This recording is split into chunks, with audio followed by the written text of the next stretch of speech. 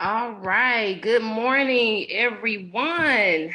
It's Saturday, May 1st, and we are opening with the part 2 of the 3rd annual Scholarship Summit, the HBCU Experience, presented by the St. Louis HBCU Alumni Association.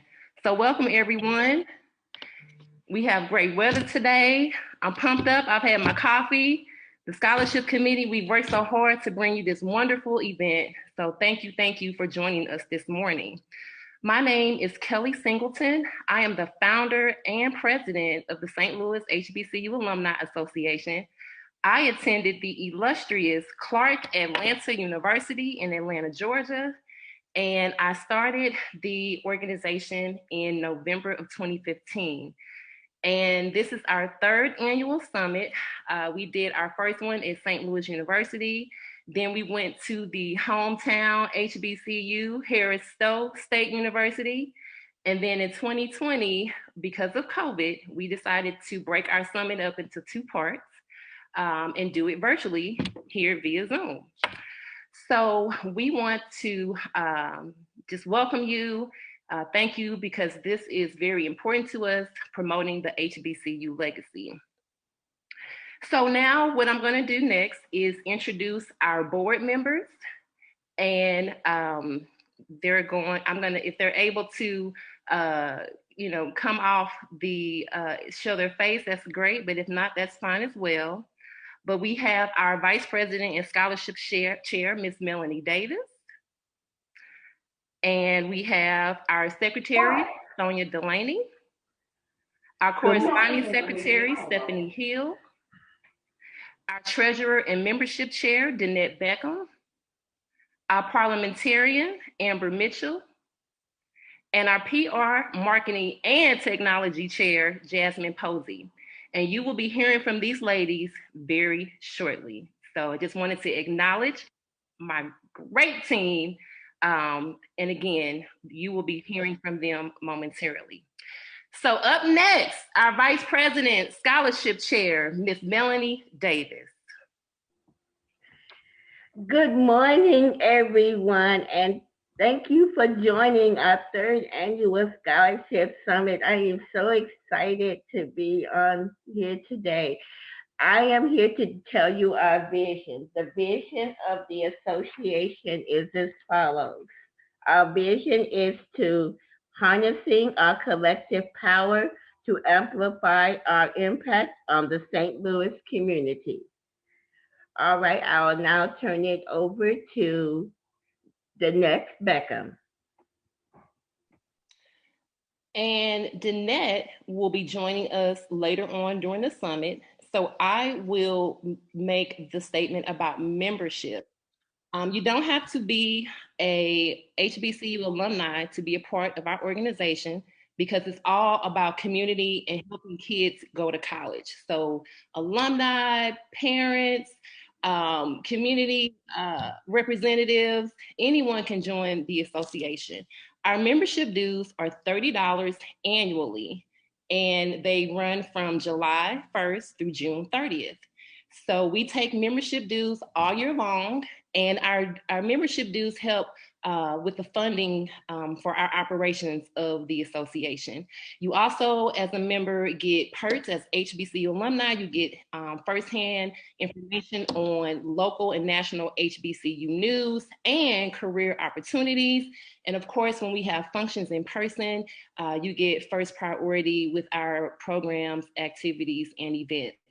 So if you are interested in joining the association, go to our website, stlhbcualumni.org. And we'll be putting that in the chat, I'm sure at some point during the summit, if it's not already in there. Okay, next we have some housekeeping items to go over, some technology information to go over, and so I'm going to now turn it over to Jasmine Posey for her to give some announcements.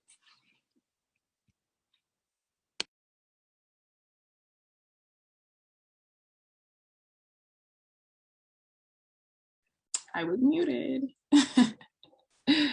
Okay, I think I got it now. All right, good morning, everybody, again. My name is Jasmine Posey, and I just want to say good morning to everybody, the committee, the members, community, representatives, alumni, parents, students, everybody. And I am the PR Marketing and Technology Chair. Before we continue, just as a reminder, the Zoom is being recorded and streamed currently on Facebook. And if you do not wish to have your name and image captured, please leave the meeting at this time, but feel free to enjoy the stream via Facebook.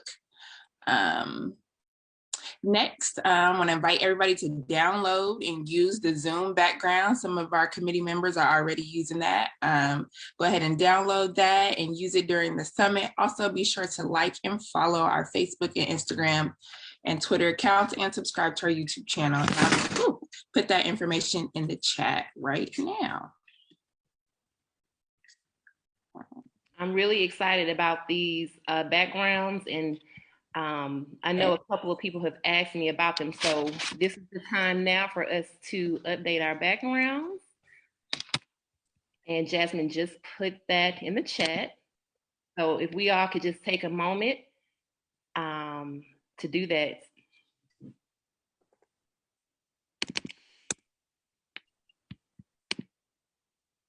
And then Jasmine, when you're ready to continue, go right ahead.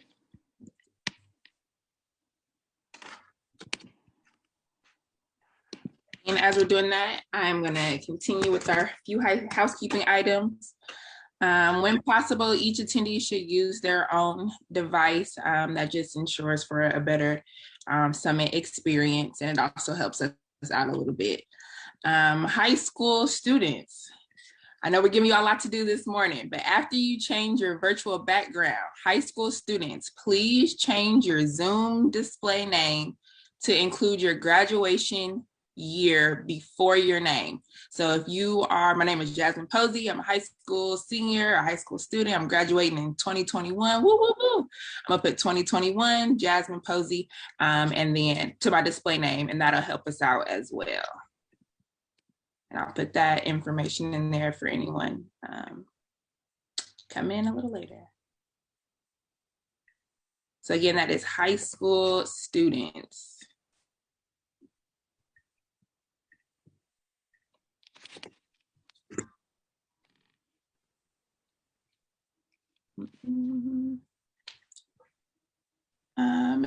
As I'm sure we're all used to, we've all been on Zoom for a year or so.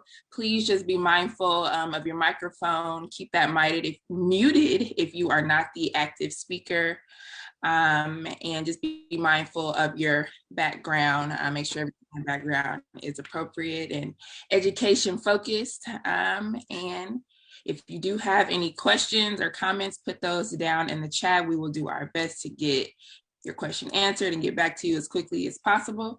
I don't have anything else other than enjoy the summit, and thank you for joining us this morning. Thank you, Jasmine. Thank you so much.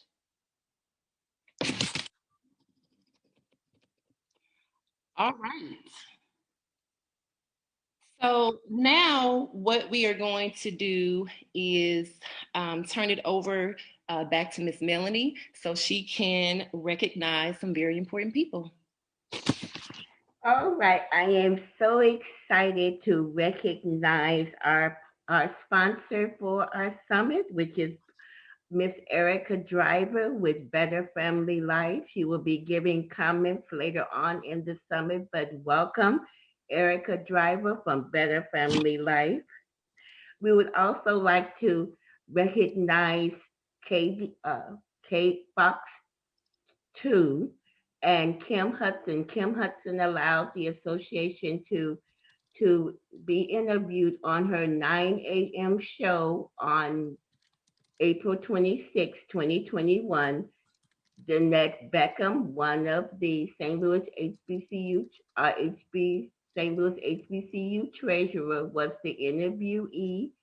So that was a very good time. She did a very awesome job. So thanks again to Kim Hudson from Fox 2.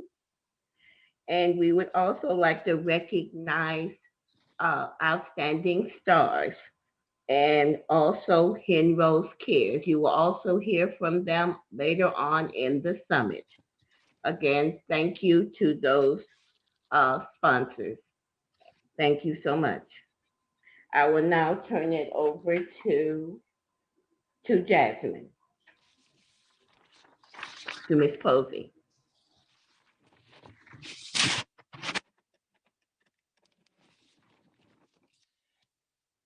And if I could interject for just 1 second, I think we need a few extra moments to change our backgrounds, including myself. So if we could just take a couple of minutes. Did everyone get you should, in the chat, be able to download, and I know we have some more HBCU alumni out there, and if you didn't, there's one that says I support HBCUs. Let's see. And Jasmine just put the link for the backgrounds in the chat again. So let's see.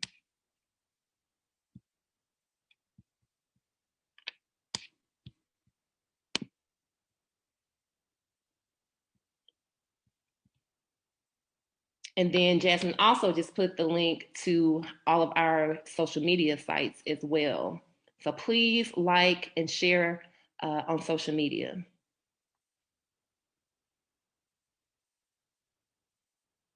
Okay, so we are a little bit ahead of schedule.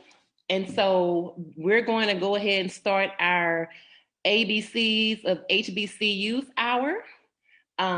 We're gonna also show a video about Greek life. Now remember, this part is about the culture and experience of being in HBCUs.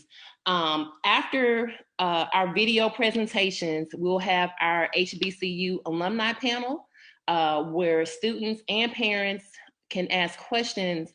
You know, we wanna be able to give you all real life experiences, and also, you know, it's allowing you all to ask questions in a more intimate setting about our respective experiences at HBCUs.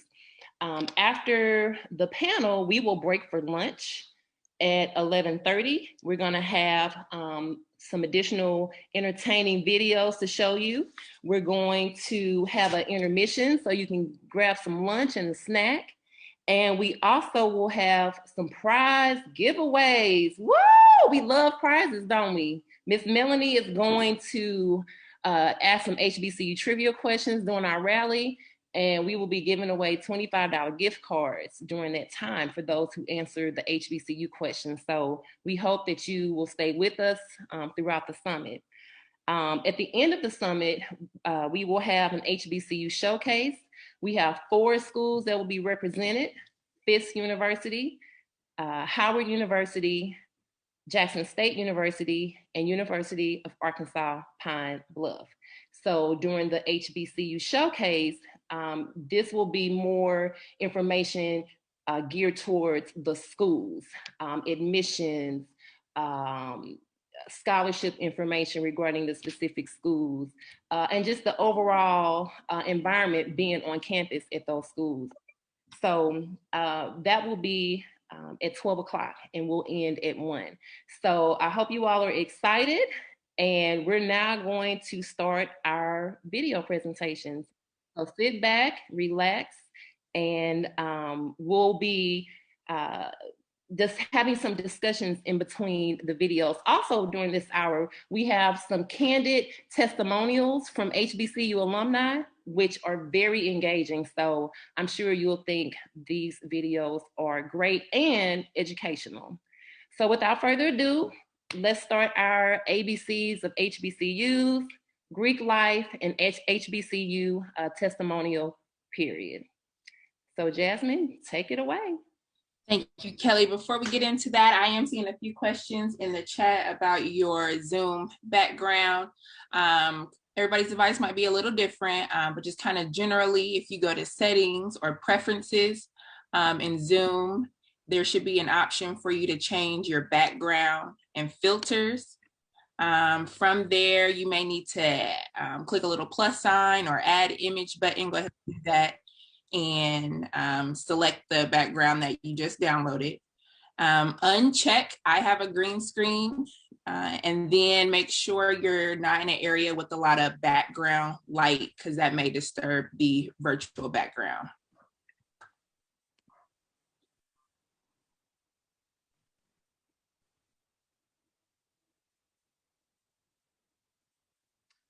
Thank you for those instructions, Jazz. And my computer's telling me I need to move. So I may have to go to a different place in my home so I can, because I have to have my background. So did anyone have any questions about those instructions?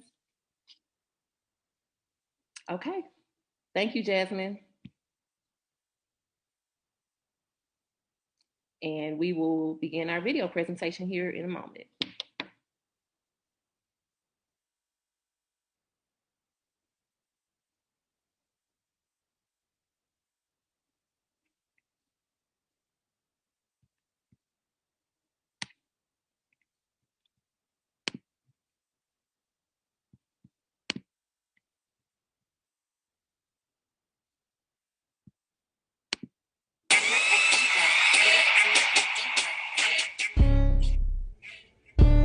Young people, young people.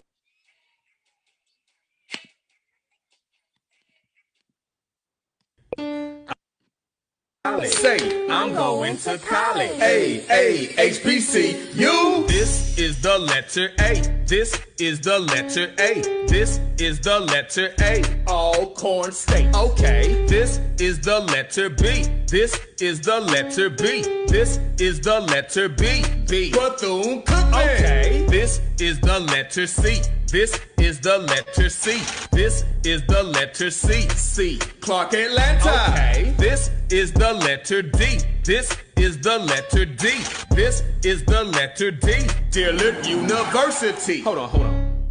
D is for drum major. March. Because it's all about the band. March. Okay, let's go. This is the letter E. This is the letter E. This is the letter E. Elizabeth City State. This is the letter F. This is the letter F. This is the letter F. Florida A&M. Hold on. Let's crank that U for FAMU. U. Crank that U. Crank that U. This is the letter G. This is the letter G. This is the letter G. G. Grambling State. Okay. This is the letter H. This is the letter H. This is the letter H. Howard University. Okay. This is the letter I. This is the letter I. This is the letter I. ITC Atlanta. ATL. Now say it. I'm going to college. Say it. I'm going to college.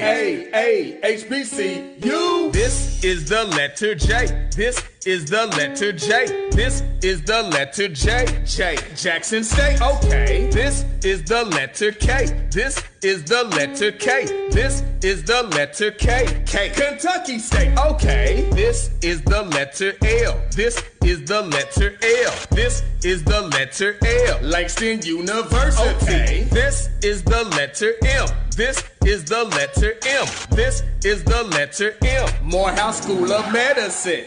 This is the letter N. This is the letter N. This is the letter N. North Carolina A&T. Hold on. Whip. Hit that nay-nay for North Carolina. Nay. Watch me whip. Watch me nay. Let's go. This is the letter O. This is the letter O. This is the letter O. Oakwood University. Okay. This is the letter P. This is the letter P. This is the letter P. Prairie View A&M. This is the letter Q. This is the letter Q. This is the letter Q. The quad on the yard. Hold on. Juju on that beat. Juju on that beat. Cause that's what we used to do in the quad. Juju on that beat. Juju on that beat. Juju on that beat. Now say it. I'm going to college. Say it. I'm going to college. HBCU. This is the letter R. This is the letter R. This is the letter R. Rush College. Okay. This is the letter S. This is the letter S. Some people say Spelman, but for me it's Southern Jazz. Hold on. Hit that swag surf for Southern. When I surf, I swag when I surf. Now watch me swag and surf. Let's go. This is the letter T. This is the letter T. This is the letter T. Tuskegee University. Okay. This is the letter U. This is the letter U. University of the Virgin Islands. Yep. Okay. This is the letter V. This is the letter V. This is the letter V. V. Virginia State. Hold on. Vroom. Let's vroom for Virginia State. Vroom. Okay, let's go. This is the letter W. This is the letter W. This is the letter W. W. Winston-Salem. Okay. This is the letter X. This is the letter X. This is the letter X. Xavier, Louisiana. This is the letter Y. This is the letter Y. Young, talented, and gifted. I'm young, talented, and gifted. Okay. This is the letter Z. This is the letter Z. This is the letter Z. Zora Neale Hurston. Okay. Go ahead and read a book about it. Harlem Renaissance. American author and filmmaker. Now say it. I'm going to college. Say it. I'm going to college.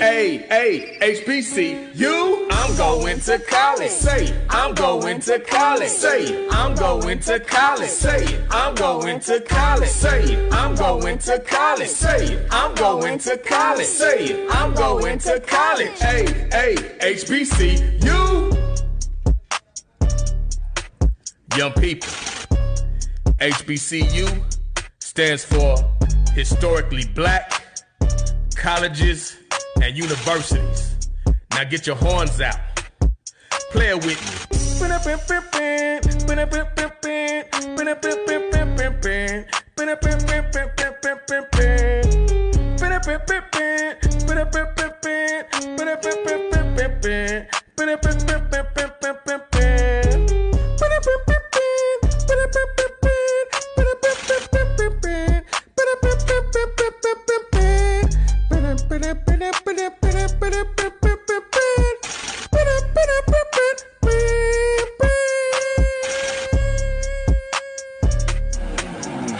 Phonics, man.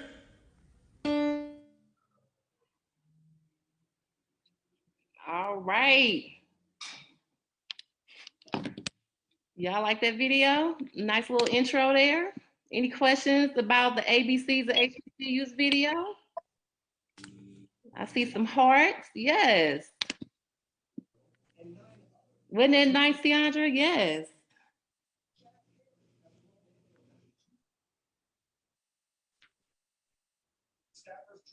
Tina loves the video. Lisa. So y'all, that's on YouTube. Y'all can share that with your family and friends. But we thought it was a good video too to kick us off. All right. So we're going to continue with our entertainment before we're going to again have our panel. But this is just to kind of wake us up, give us a little energy. So Jasmine, whenever you're ready, we can continue.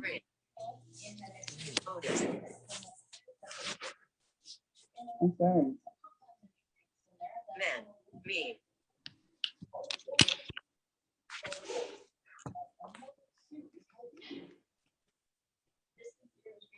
Going. Good.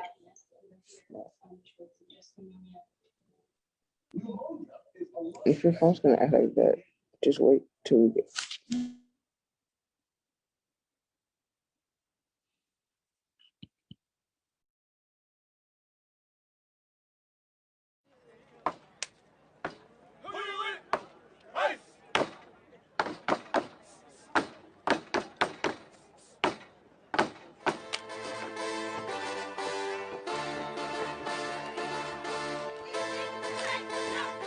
What you're hearing and seeing right now are the sights and sounds of different brothers and sisters stepping together to show spirit and pride in their Black Greek Letter organization.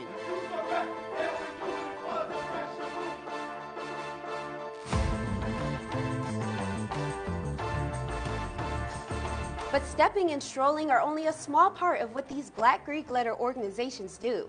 Not only do they have fun and influence college student life, but they also impact Black culture and history in ways that go beyond the classroom.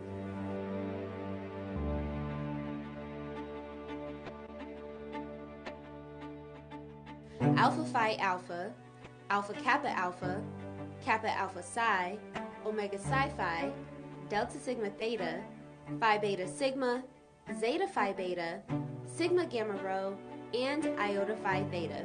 These 9 organizations, collectively known as the Divine Nine, or MPHC, have been pushing for social change, exemplifying scholarship, and serving their communities for over 100 years.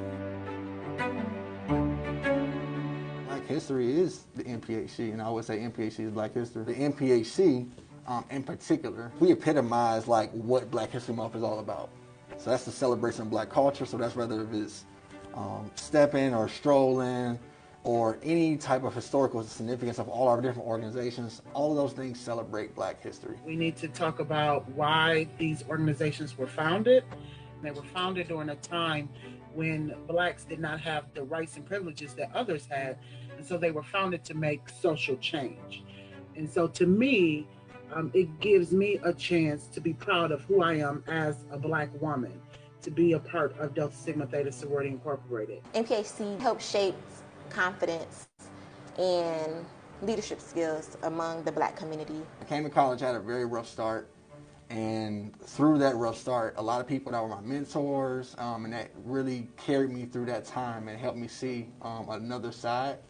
We're all members of Alpha Phi Alpha Fraternity Incorporated. I became a member of Alpha Alpha spring of 2017.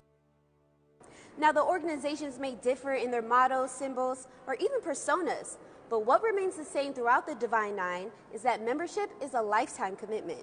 Being in the MPHC and also being an Alpha is about setting an example for the next generation. We've had members that, we celebrate 60, 70 years in the fraternity. My dad joined in 1951. I don't have any biological sisters, so now I have over 350,000 sisters. So no matter where I go in the world, I'm sure I'd run into a member of Delta Sigma Theta Sorority Incorporated. And it also helps me, gives me a chance to reach back to those who are coming up behind me, to mentor them, to help them. You've made a commitment, and I think that's the family commitment that we're talking about. And while the members are committed to one another through bonds of sister and brotherhood, the foundation and legacy of the Divine Nine is the members' pledge to public service, which stands the test of time.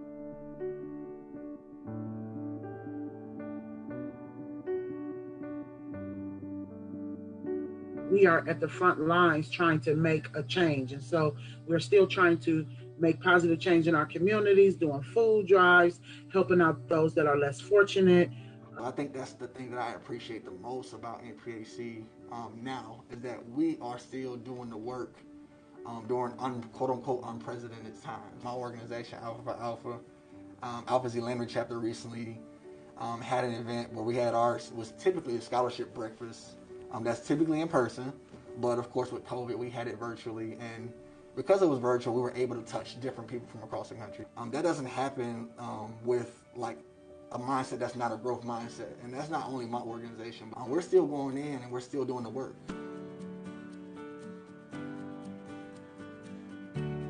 Whether you've read about them in history books, or witnessed them breaking barriers through the media, or simply conversing with them in your own backyard, Divine Nine members are here and they're making history. I love my DST. I am such a proud member of my organization, and I know everyone who is a member of NPHC are proud members. We are organizations who thrive on sisterhood and brotherhood. And so we are better people because of the values of our organization. We all are similar, but we have our own, standards that we like to excel in and exemplify. It's better to meet those when you have, support and everything from those people. Kamala Harris's membership in her sorority was a significant factor, or a very good significant factor, in her being elected. So it's good to see a Divine Nine organization of any sort to get the positive recognition that it's deserved. It's a good feeling to see Black history in a great positive light, or Black people, Black culture, all in a positive light.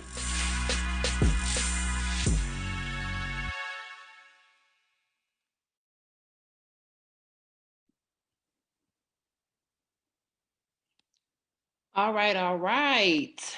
So we're going to pause for a few moments and have a Greek life discussion. We have several members of Greek organizations on the line.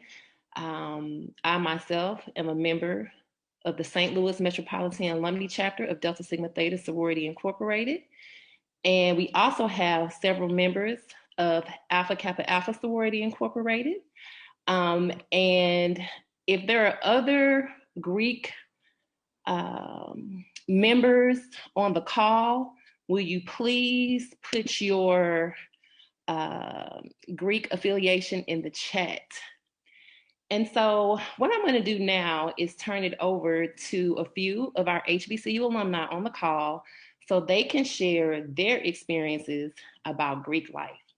So first up, I'm going to ask our corresponding secretary, Ms. Stephanie Hill, a graduate of Tennessee State University and also a member of Delta Sigma Theta, to come off the line and share some of her experiences.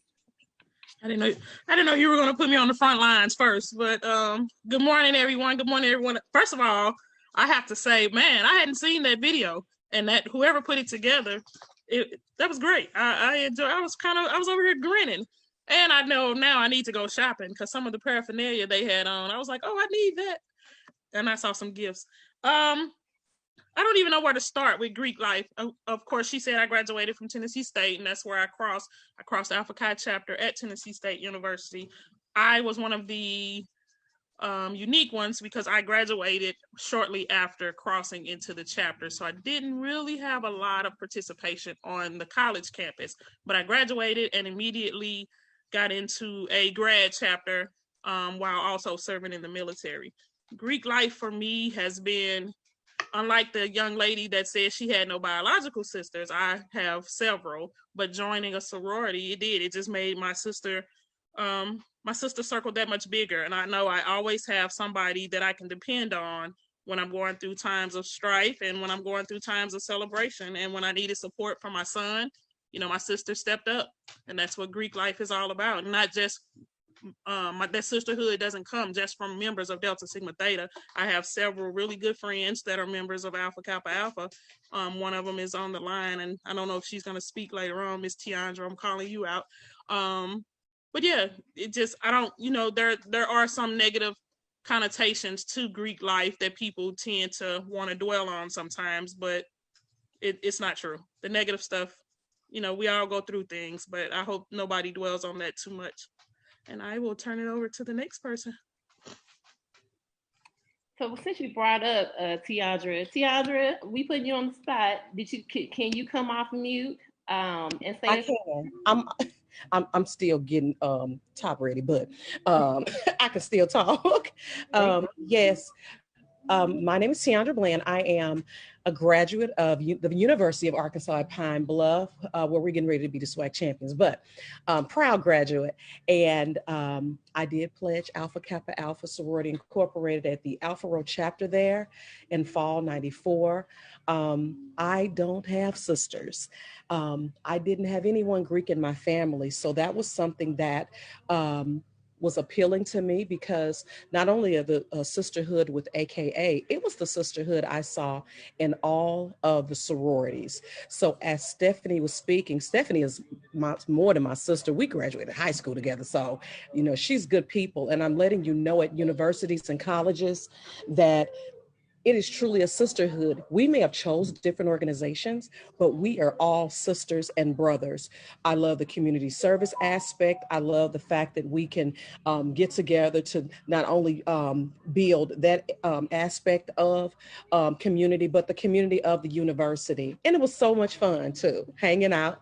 And now as a graduate, I'm in the Gamma Omega chapter here in St. Louis, where I continue the work, continue the sisterhood, and continue those things that would be, that helps out with community. So it's great. It's a great organizations. Sororities and fraternities are great organizations to build brother and sisterhood. And that's my input. Thank you. Thank you, Tiandra. UAPB representing. Okay. Let's see here. Miss Melanie probably has been in Greek life the longest of all of us. Miss Melanie, did you want to say a few words about AKA? She was recently honored by her chapter as AKA of the Year. Yay! Yes, that is a great accomplishment. So I'm putting Miss Melanie on the spot too. Miss Mel, please. Hello, everyone. Again, I'm Melanie Davis. I am a proud graduate of Fisk University. I pledged Pi chapter at Fisk University. We celebrated our 100th year on April 6th of this year. So that was a milestone for us. So I'm proud of that. I am currently a member of Gamma Omega chapter of Alpha Kappa Alpha Sorority Incorporated, the third oldest chapter in our sisterhood. I was honored in 2020 as the Gamma Omega Sara of the Year, which is an awesome honor. And I have 46 years of service in Alpha Kappa Alpha Sorority. So it is truly been a lifetime commitment for me. I love doing the work of Alpha Kappa Alpha.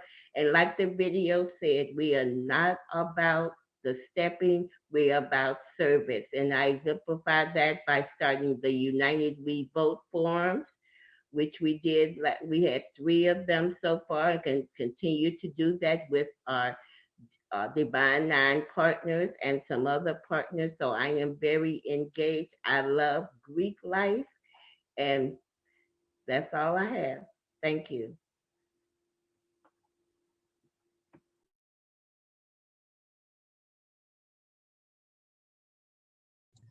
Can I just jump in to say Miss Mel really, really, really, really represents that lifetime commitment part of Greek life. She has been, I've only known her probably for the past 5 or 6 years, but that goes back to the sisterhood amongst all of us. I watch her as, the 5 years that I've known her, I've seen her commitment to her sorority is just, we strive for that. Although we wear different letters, that's what we strive towards, to watch her give of herself as much as she does.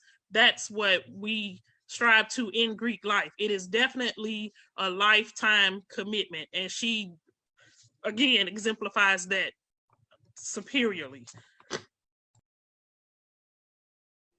Thank you, Miss Stephanie. Thank you so much.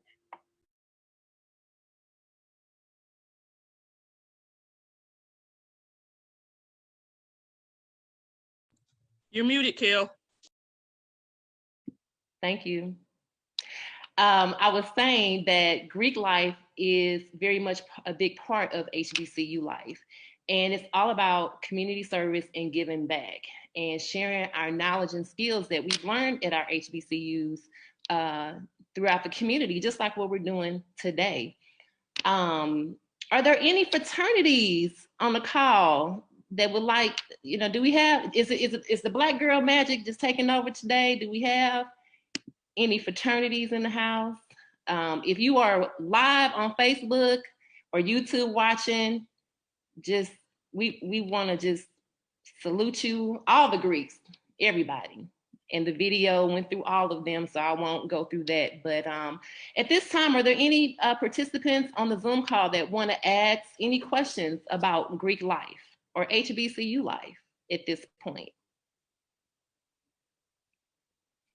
Any questions about Greek life? I definitely have to shout out my line sisters, Ivy Grant, Carmen Staten, and Miss Carrie Henderson, who is getting ready to start our next segment. So let me do one more check to make sure I don't have any more of my line sisters. I don't get in trouble. I don't see any more. Okay. Miss Kelly, I would like to acknowledge that I do have a member of my chapter also on the line, Lisa Patterson. Lisa, did you want to say anything?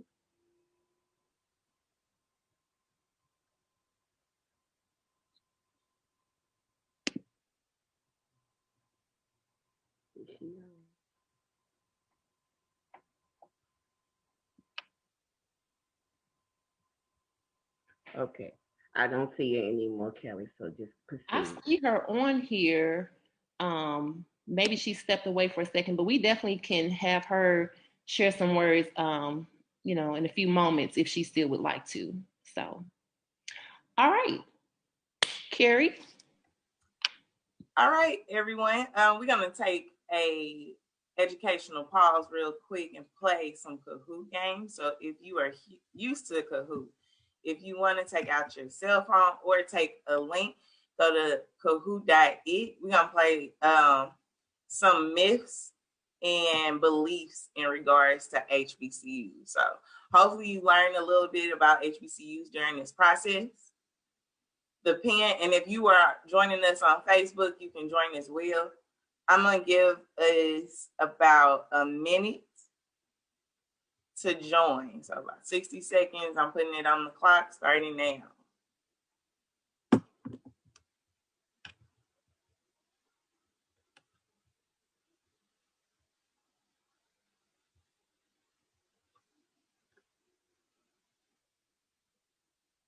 I see Courtney on. And alum, this is for everyone. This is not just for students. This is for everyone to join in if you'd like to participate. I see Asia, girl, you better get this. That's my student right there. All right, Aaron, Steph, TSU rep. Just so. You got about 20 seconds. If we need some more time, I can add more time on there.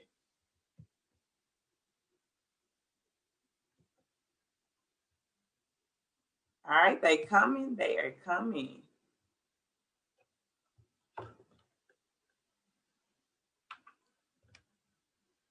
Time is up, but I'm going to give about 30 more seconds.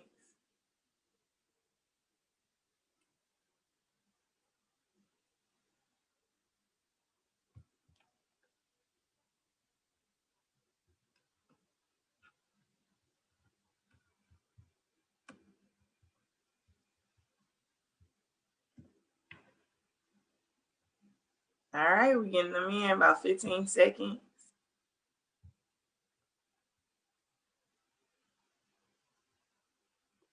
Five, 4, 3, 2.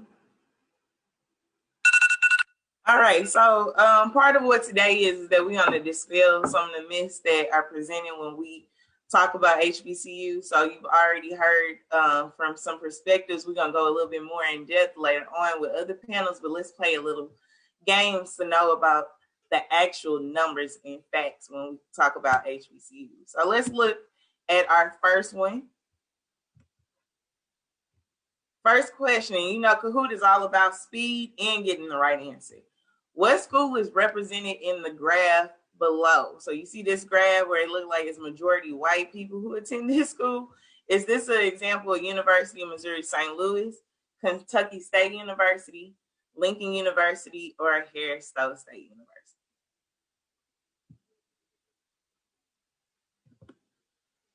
All right, we got 10 people already in. Have about 6 seconds left.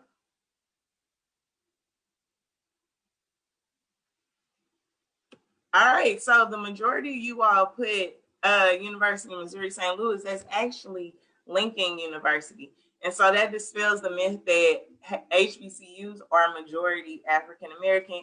Kentucky State is also similar image where it's almost 50-50. And that's just based off of one of those schools being cheaper tuition, and that most of the citizens, so like if you think about Lincoln University, most of the community, Jefferson City, attend that school. So that is why that number looks like that. I know a lot of y'all said that was UMSU, though. That was not UMSU. Okay. Carmen is in first place. Let's keep it going. Which corporation does not have an HBCU internship initiative? Is it Google? Is it Disney? Is it Boeing? Or is it Wait? All three of them have HBCU internship opportunities. So which one does not have an HBCU internship opportunity?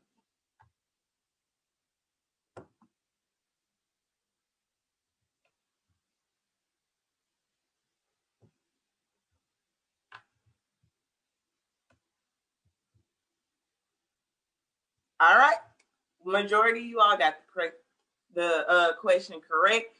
All of these HBCU, all of these organizations, these corporations have internships, not only just them, but other organizations, which dispels this myth that HBCUs graduates are not offered jobs. If anything, I want to say you have a benefit attending an HBCU. So if you look at like organizations like Boeing or Google, if they want to increase their diversity and they're looking for undergrads, they're not going to go to a PWI to increase those diversities. That's why when you go to Boeing, a lot of the African Americans that work there are HBCU graduates. So definitely when you look at your HBCUs, look at the internships that are accompanied with it. All right, let's see who's. Carmen is still in first place. Jess is following right after. Question number 3. What school sends the most Black undergraduates to medical school? Is it Washington University, Xavier University, Vanderbilt University, or the University of California, Los Angeles, UCLA?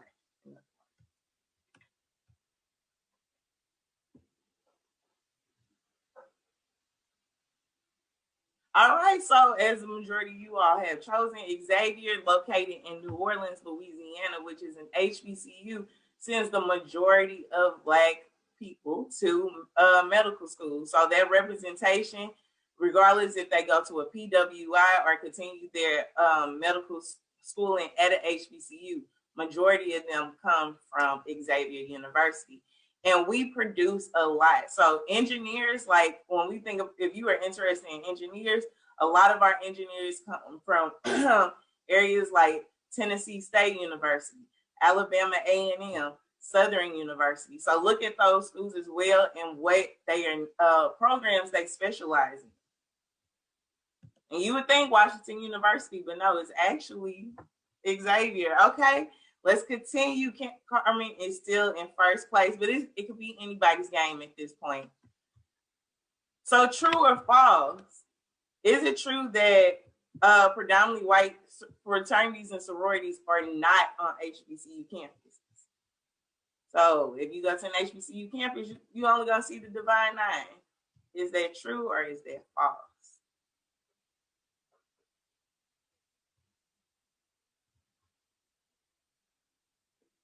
All right, so as a majority of you has chosen, and I'm feeling like these are the alum, you know that diversity is really, really strong in every aspect of HBCU life. So even in Greek life, so when we talk about Greek life, yes, we have our Divine Nine, but we also have band fraternities and sororities. We also have Christian fraternities and sororities. There are honor fraternities and sororities that you can join, or there are career-based sororities and fraternities that you can join. So it's so diverse.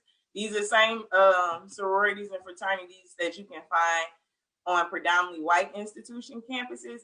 But from my personal experience, even at a HBCU, pledging a predominantly white fraternity is way more close connected than I have seen my friends who pledge that same fraternity at a white institution.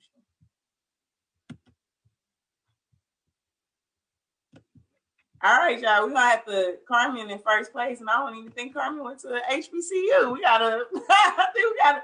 I spent a little time at Howard. Okay, all right. So she a Bison.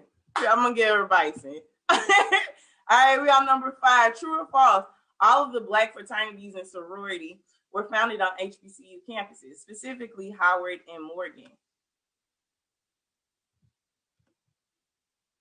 Is this true or is it false?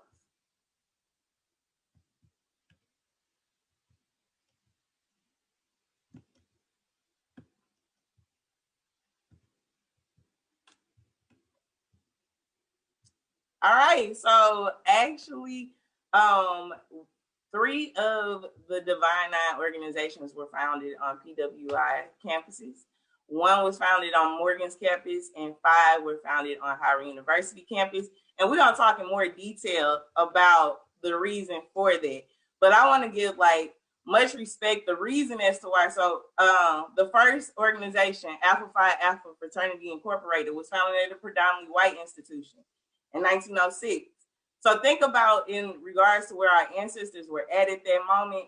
And so to make something like that, an all-Black organization of college-educated men to progress the Black community. And it went on, and as you see, was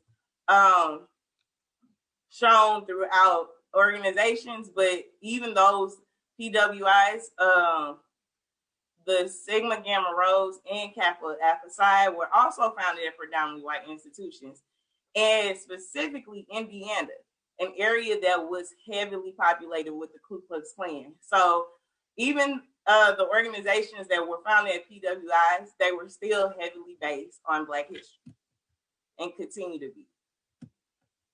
All right. Okay, so we have a little adjustment. Justo is now in first place. We have Carmen in second, and Maya is in third. All right, another true or false. HBCUs promote racism. We get that a lot. Is that true or false? And everybody better get this answer right. False is the correct answer. So this is a myth that for whatever reason exists, and it comes from a sense of racism, being that if we have a safe space, if Black people ever have a safe space, it's something to be questioned. So even the Black Lives Matter, that statement in and of itself, people assume is racist when it's just simply saying that my Black life matter. The same with HBCUs. And I always tell people, how can it be racist when it is a historically Black college? That H is really, really important, because that means that these schools were created in a time where our ancestors didn't even have the liberty to go to PWIs. So I always push back on that. If you say that HBCUs are racist, if you hear that and it is something that we as alum have heard before, definitely push back on why our HBCUs were founded. All right, Aaron, I see you moved up. We still have Justo in first place. True or false, HBCUs leave students in too much debt. Is it true? Is it false? Or is it both?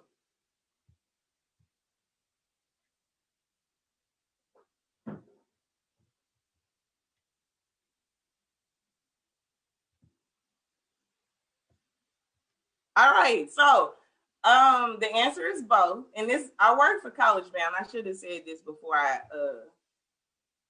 started this game. So I work for College Bound, and part of what I teach is like financial literacy to my students. And so there's this myth that HBCUs don't have much money, and a lot of that is also rooted in racism. But we can go way deep into that tangent. But just as much as you can collect debt at an HBCU, you can collect debt going to Mizzou. You can collect debt going to UMSL. It's all about knowing your financial resources and how they are there and how they are allocated. So if you are struggling, I personally would say, from experience, the alum of an HBCU will help a student financially way quicker than a student at a PWI. And I can speak that from my personal experience and other students' experience as well. Because we are a family. We all we got. All right now, Carmen. Carmen's back in first place. Let's go to the next one. Got two more. All right, which HBCU does Meg Thee Stallion currently attends? And she's majoring in health administration. Is it Texas Southern University, Spelman College, Alabama A&M University, or the University of Arkansas Pine Bluff?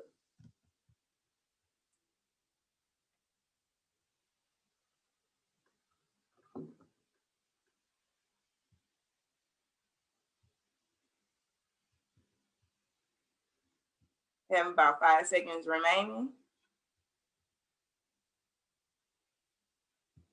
All right, so a lot of you all know Meg Thee Stallion goes hard for Texas to the point that she is a Texas Southern University student, and she is going to be a fall 2021 grad. She has all intentions on graduating. And it was funny because recently somebody had made a comment saying that they are happy that she decided to pursue her rapping career and left school alone, because what's the importance for school? And she was like, no, I'm still going to get my degree, and I'm still going to open up these health businesses to take care of my people in my community. So to even know that Meg Thee Stallion is still pursuing her HBCU while also being a hot girl. All right, Carmen's still in first place. We got one more left. I see Asia popped up here. Our last one. How many HBCUs are there? Are there 98, 107, 34, or 62? This is the last one.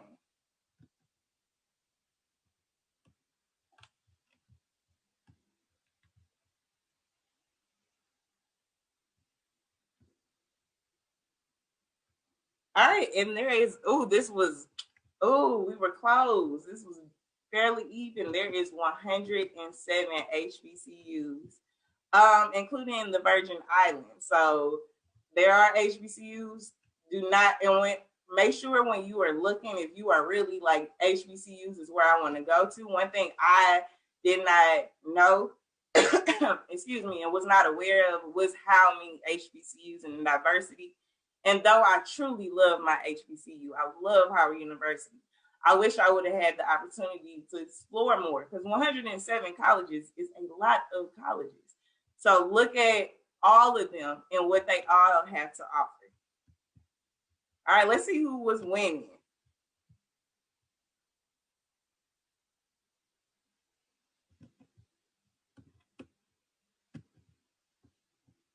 All right, in first place, we have Carmen.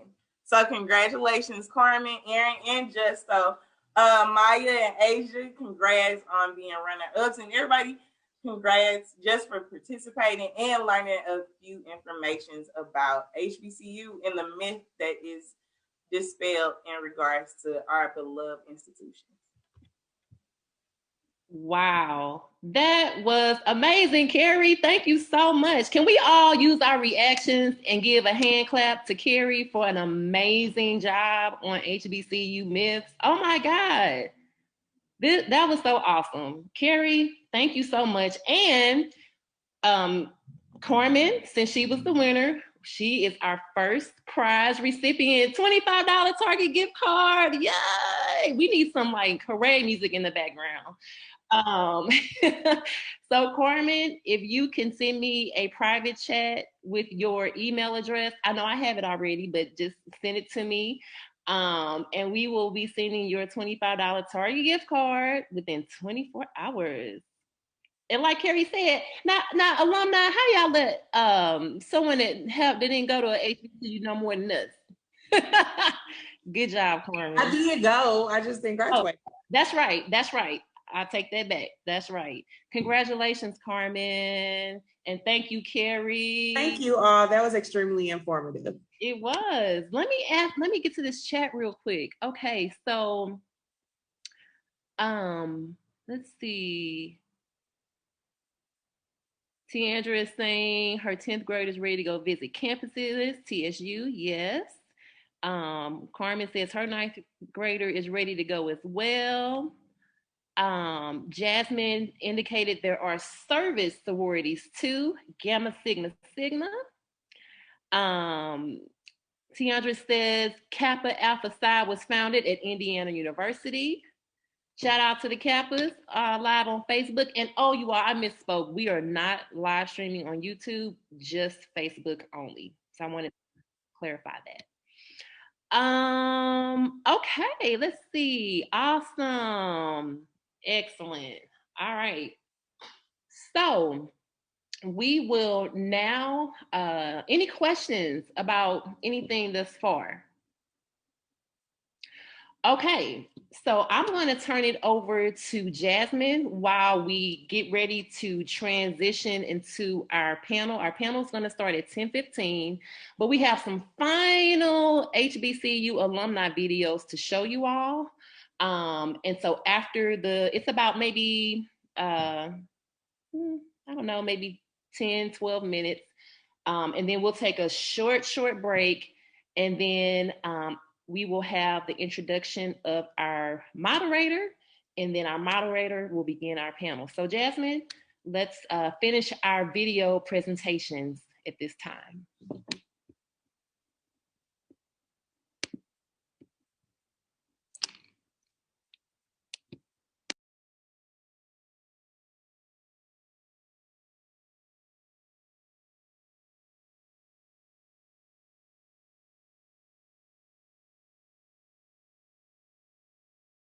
And while Jasmine is pulling that up, if you are a student and you just joined us, please put your graduation year before your name on your Zoom profile, please. All students, put your graduation year in your profile name, please. Thank you.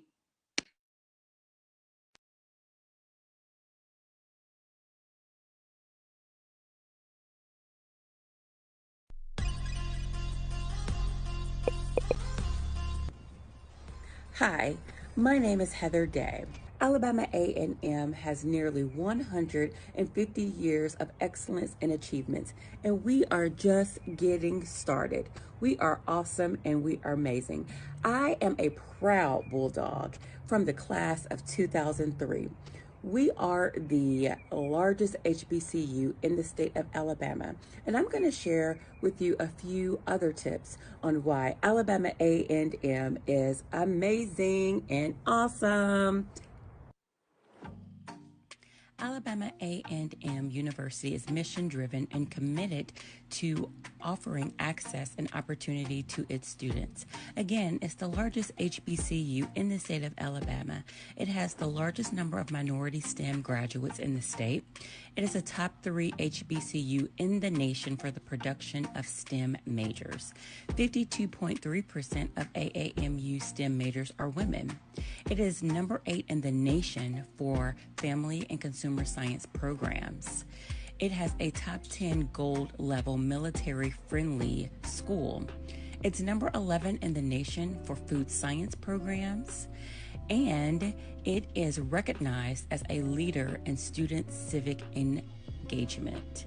Alabama A&M University is rich in its history. I am a proud Bulldog. Go Alabama A&M University.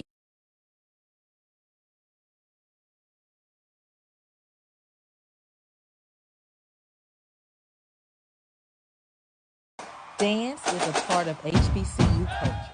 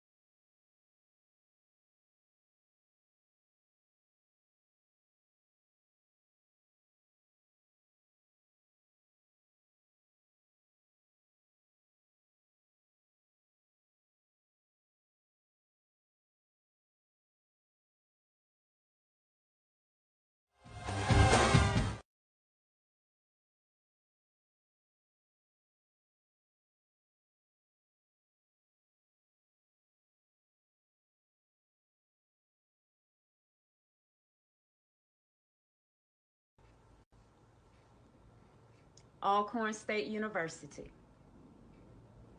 My keyword for you young people is resilient. What does that mean? Resilient means you are able to withstand or recover quickly from difficult conditions. How do I link Alcorn State with the characteristic of resiliency? Easy. So you know how you have a first love. Growing up in Vicksburg, Mississippi, I always knew that I was going to Alcorn State University. I never doubted it. And it was there on that campus, on the yard, that I learned some very difficult lessons. But I also learned through the people that I met, the friends that I made, and the instructors who believed in us and who loved to teach, that I could overcome those failures. I could overcome those obstacles that I encountered. And so will you. You cannot make it through this life without facing obstacles in your path. But it was the experience for me of going to and attending Alcorn State University and HBCU, a privilege to be there, that I know for myself that you will learn those lessons for yourself. And so I encourage you today, check Alcorn State out. Put it on your list of HBCUs to consider for the coming year of 2021-2022. I encourage you.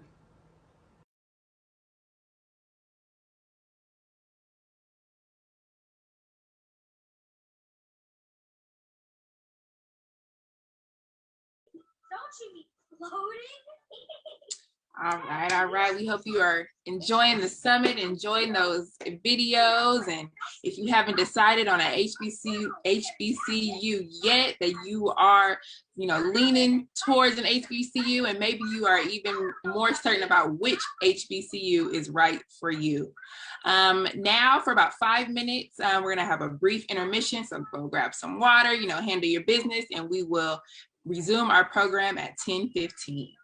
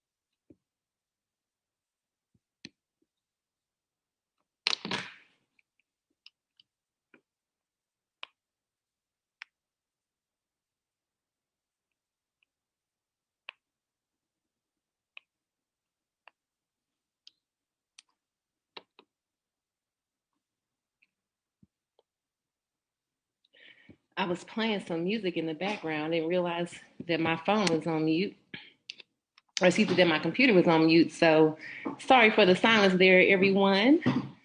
I'm still, after all this time, trying to get used to Zoom. So thank you for your patience during our 5-minute intermission. Welcome back, everyone, to part 2 of the 3rd annual Scholarship Summit presented by the HBCU Alumni Association. For those who are just joining, my name is Kelly Singleton. I am the founder and president of the St. Louis HBCU Alumni Association and a proud graduate of Clark Atlanta University. So welcome to those who have just joined. And so now we are going into our next segment of the summit, which is our HBCU panel. And I am going to introduce a young lady who is going to introduce our moderator. And so I'm going to have Miss Takesha Lovelace, who is also a Greek sister of mine. She is a member of Kappa Alpha Sorority Incorporated, and she is a very hardworking member of our scholarship committee. So Takesha, will you please take the floor and introduce our panel moderator? Sure. Good morning, everyone. So the purpose of the panel is to provide an insight on what it's like to attend an HBCU and to answer as many questions that you all may have on attending an HBCU. So at this time, I'd like to introduce our panel moderator, Ivy Grant. Ivy Grant is a 2013 alumna of the Florida Agricultural and Mechanical University in Tallahassee, Florida. Ivy received her Bachelor of Science degree in graphic design from the School of Journalism and Graphic Communication. Ivy has also received her Master's in Education degree in elementary education from the University of Missouri, St. Louis in 2015. She was a 2013 core member of Teach for America in St. Louis, where she taught in the St. Louis City public school system until May 2018. Ivy is currently a licensed real estate broker in Missouri and Illinois, and she works as a full-time realtor and broker associate for a family-owned brokerage, St. Louis Metro Realtors. I'd also like to add that Ivy is a member of Delta Sigma Theta Sorority Incorporated and spends many hours giving back to her community by volunteering with other organizations such as the Urban League, Almost Home, and Steady Readers, just to name a few. So without further ado, I'd like to present our moderator, Ms. Ivy Grant. Ivy. Good morning, everyone, and thank you, Takesha, for that introduction. I am so glad the students who are on the call have decided to get up this morning to be able to be here with us today. Like I've heard Kelly mention multiple times today, this is very important work for us. As you can see my background, I love my HBCU, and I'm sure all the other HBCU grads love theirs as well. So we really do want to use this time to provide the knowledge and the resources that you all are seeking for, to be able to help you navigate the path of choosing your HBCU and pursuing your HBCU. At this time, I'm going to introduce the panelists that are here with us today. We have Stephanie Hill, who pursued her bachelor's in business administration at Tennessee State University. Her son, Corvon Hill, is a rising senior at Howard University. He is currently pursuing his bachelor's degree in human development with a Spanish minor. We have Shannon Mitchell. She is a 2019 alumna of Xavier University of Louisiana and North Carolina Agricultural and Technical State University, receiving her Bachelor of Science in Biology and Bioengineering with a minor in mathematics through their 3+2 program. Currently, Shannon is a second-year doctoral student in biomedical engineering at Washington University in St. Louis. We have Maximilian DeLeon. He's a 2019 bioengineering graduate of North Carolina A&T State University. He is currently pursuing his doctoral degree in bioengineering with a focus in cancer and bone research at Rice University. We have Gabrielle Lyles. She's a 2020 graduate of Jackson State University, where she pursued a degree in business administration with an emphasis in entrepreneurship and a minor in theater. Joshua Payne attended Morehouse College during his freshman and sophomore years as a theater arts major. Joshua has now transferred to the Illinois Wesleyan University due to the pandemic, where he plans to graduate this upcoming academic year with his BA in theater. Tracy Jeffries attended Harris-Stowe State University, where she received her Bachelor of Science in Business Administration. She also attended Webster University, receiving a Master of Arts in Leadership Management with the emphasis in women issues.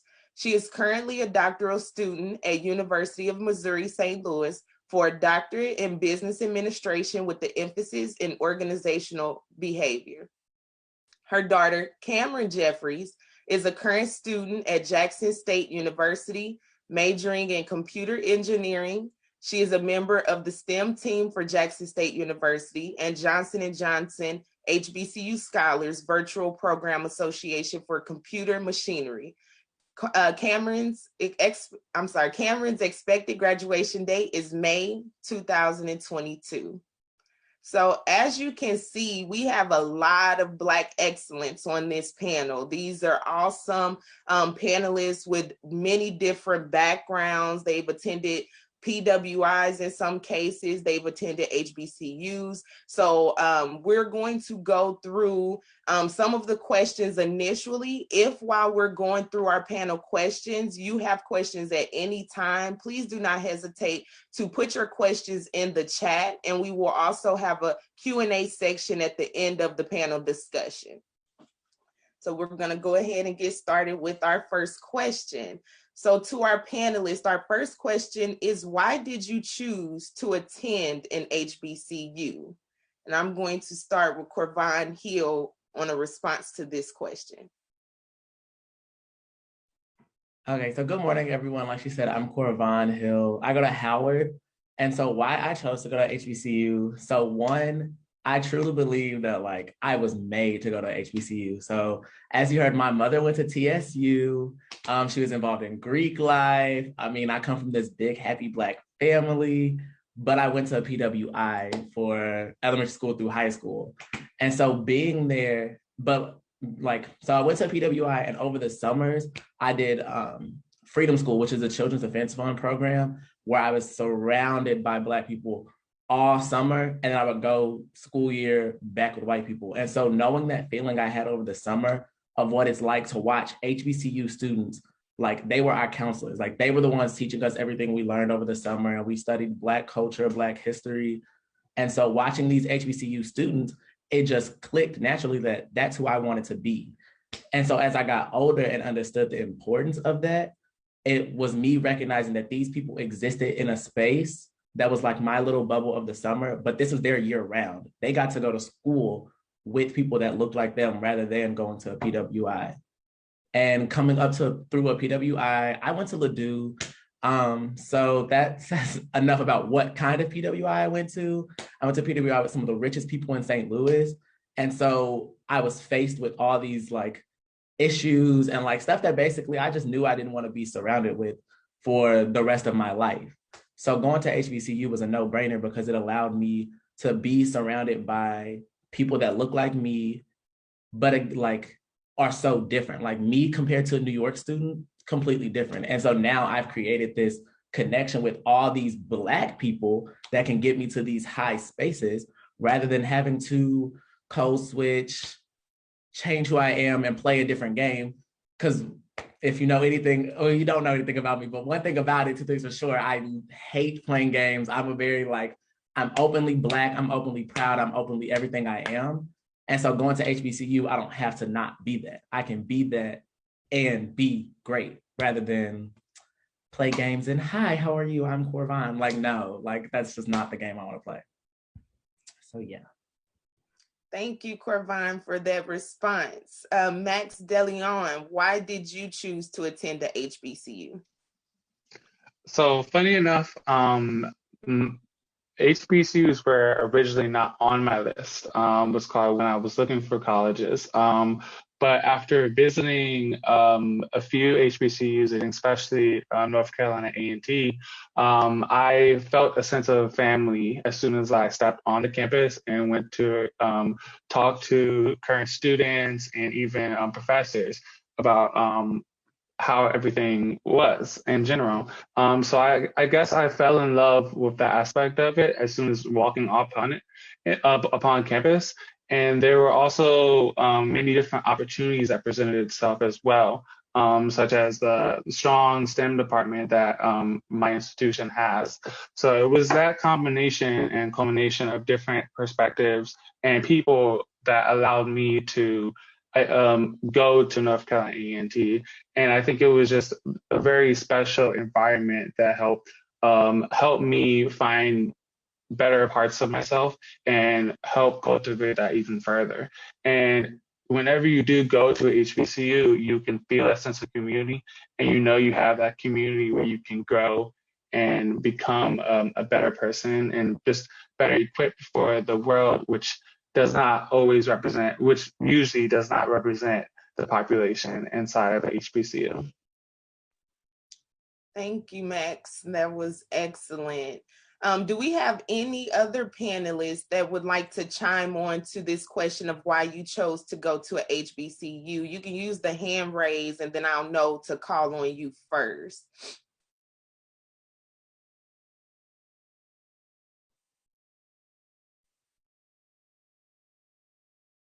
Okay, Kelly. Yes, one piece of advice that I always like to share is to choose your HBCU based off what you want to do professionally. I initially wanted to be a TV news anchor, and I chose Clark Atlanta because we have our own radio, TV, and film station. And so when I got to school, one thing about HBCUs, the instructors are so invested into the students.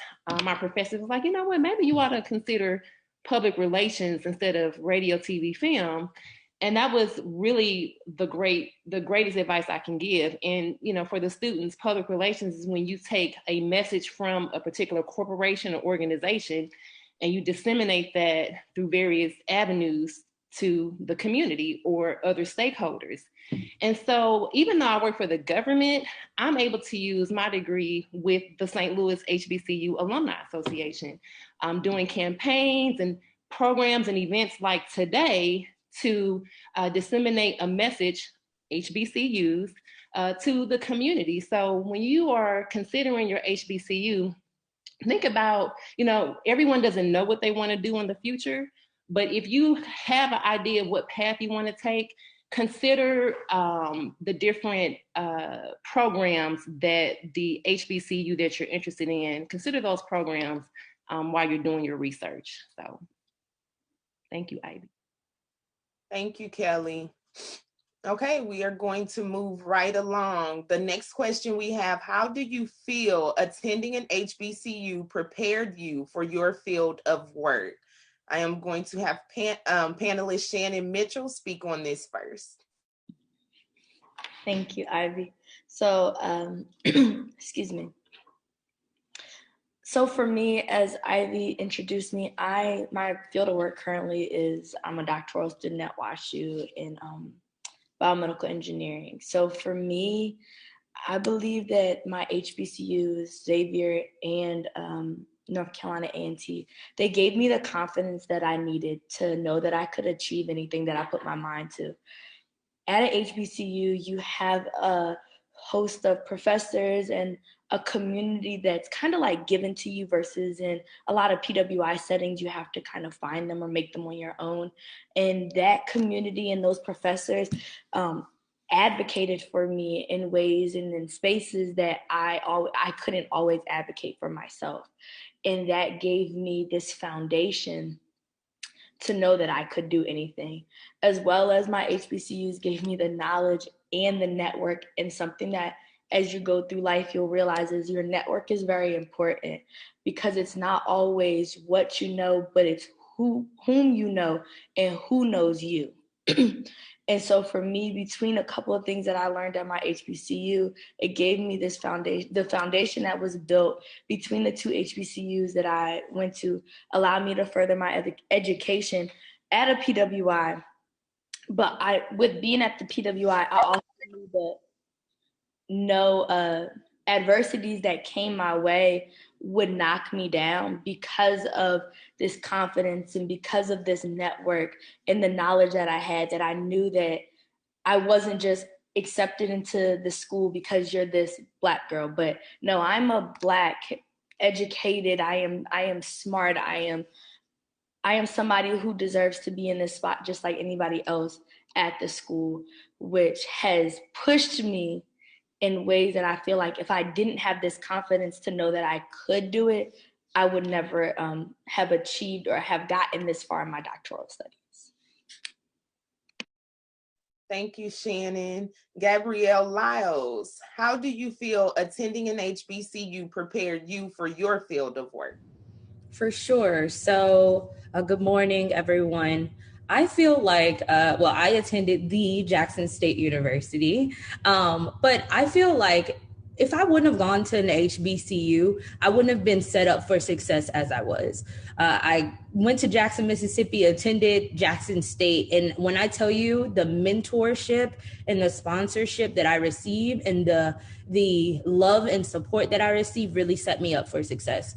So throughout my matriculation, I was granted opportunities of abundance. And when I say that, like internships, one at Union Pacific Railroad, another one in New York at Goldman Sachs on Wall Street. Like when I tell you that they set me up for success, they really did. And we really paved that way. And I sat down with like one of my advisors and also one of my mentors. They just kept sending me opportunities. So they really set me up for success in that way. And in regards to my now position, I'm in Arlington, Virginia, which is near DC. And I am a program manager for the digital skills enablement team at Amazon Web Services. So I don't like deliver packages or anything, but I'm on their corporate side. And really and truly, what makes me able to perform of quality today is because of the training, the guidance, and the mentorship that I received at Jackson State University. Thank you. Thank you, Gabrielle. You all have wonderful answers that are helping really engage into what HBCU life is all about, because that's ultimately what it's about. Like you said, Shannon, it's not about who you know. It is sometimes about who you know, but it's about who knows you as well. And they set you up to be able to navigate in the world that's not necessarily structured and built for us, to be able to know that we belong in those rooms and that we have the confidence to know just because everybody doesn't look like us doesn't mean that we shouldn't be there. And we're confident in knowing I'm exactly where I'm supposed to be right now. We are going to go ahead and move along. The next question, do you feel that attending a majority Black university has hindered you in fields of work where you are the minority? Stephanie Hill.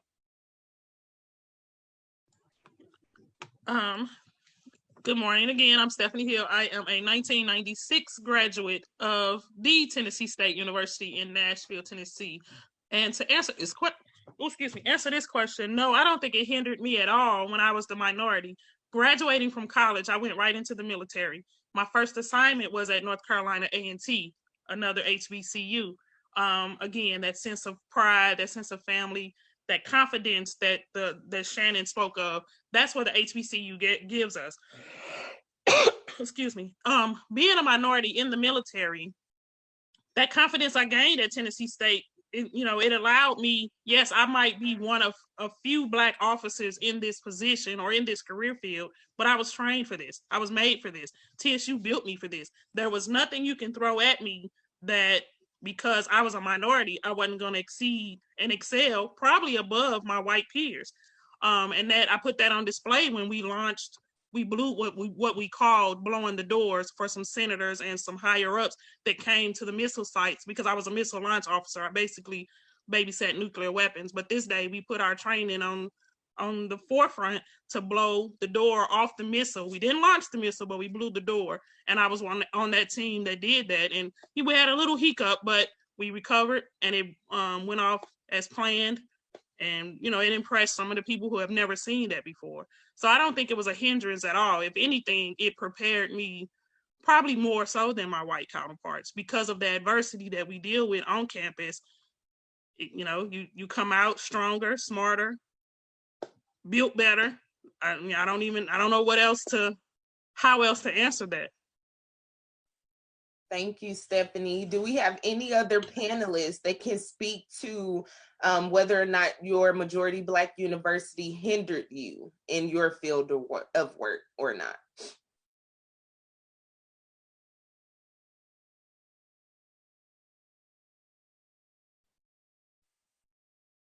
Tracy Jeffries. And then we'll go to Gabrielle after Tracy.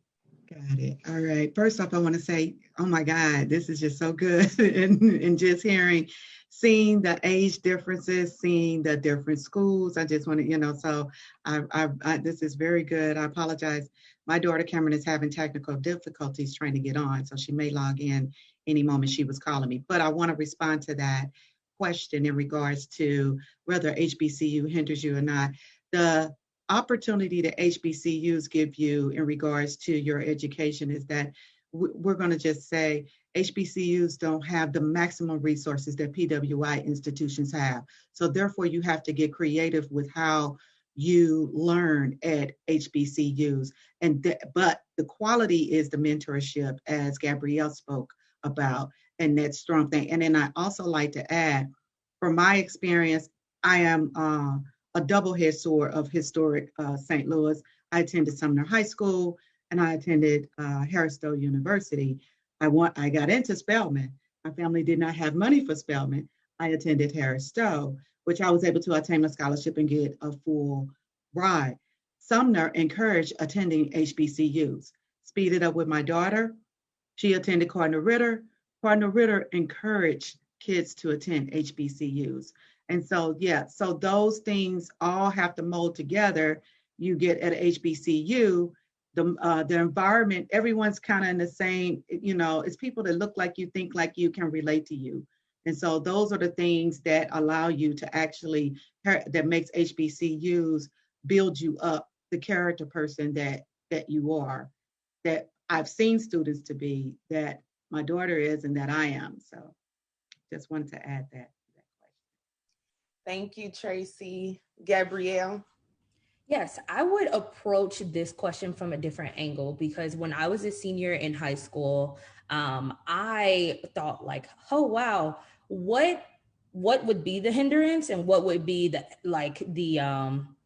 what would hinder me if I went to a PWI versus an HBCU? Would I still be in the same rooms as those people from Harvard, Yale, Stanford, so on and so forth, those Ivy Leagues? And my question is, if this is also one of the dilemmas that you have and it's hindering you from choosing that HBCU over that Ivy League or anything, then the answer is it will not. Because I was also in rooms where, they really weren't built for us, but I was meant to be there, and I changed the trajectory of who would be in that room after me. So make sure that you choose that HBCU. If that is your worry that you're not going to be able to go in those rooms and be highlighted among your white counterparts, don't let it stop you. So that's what I wanted to add.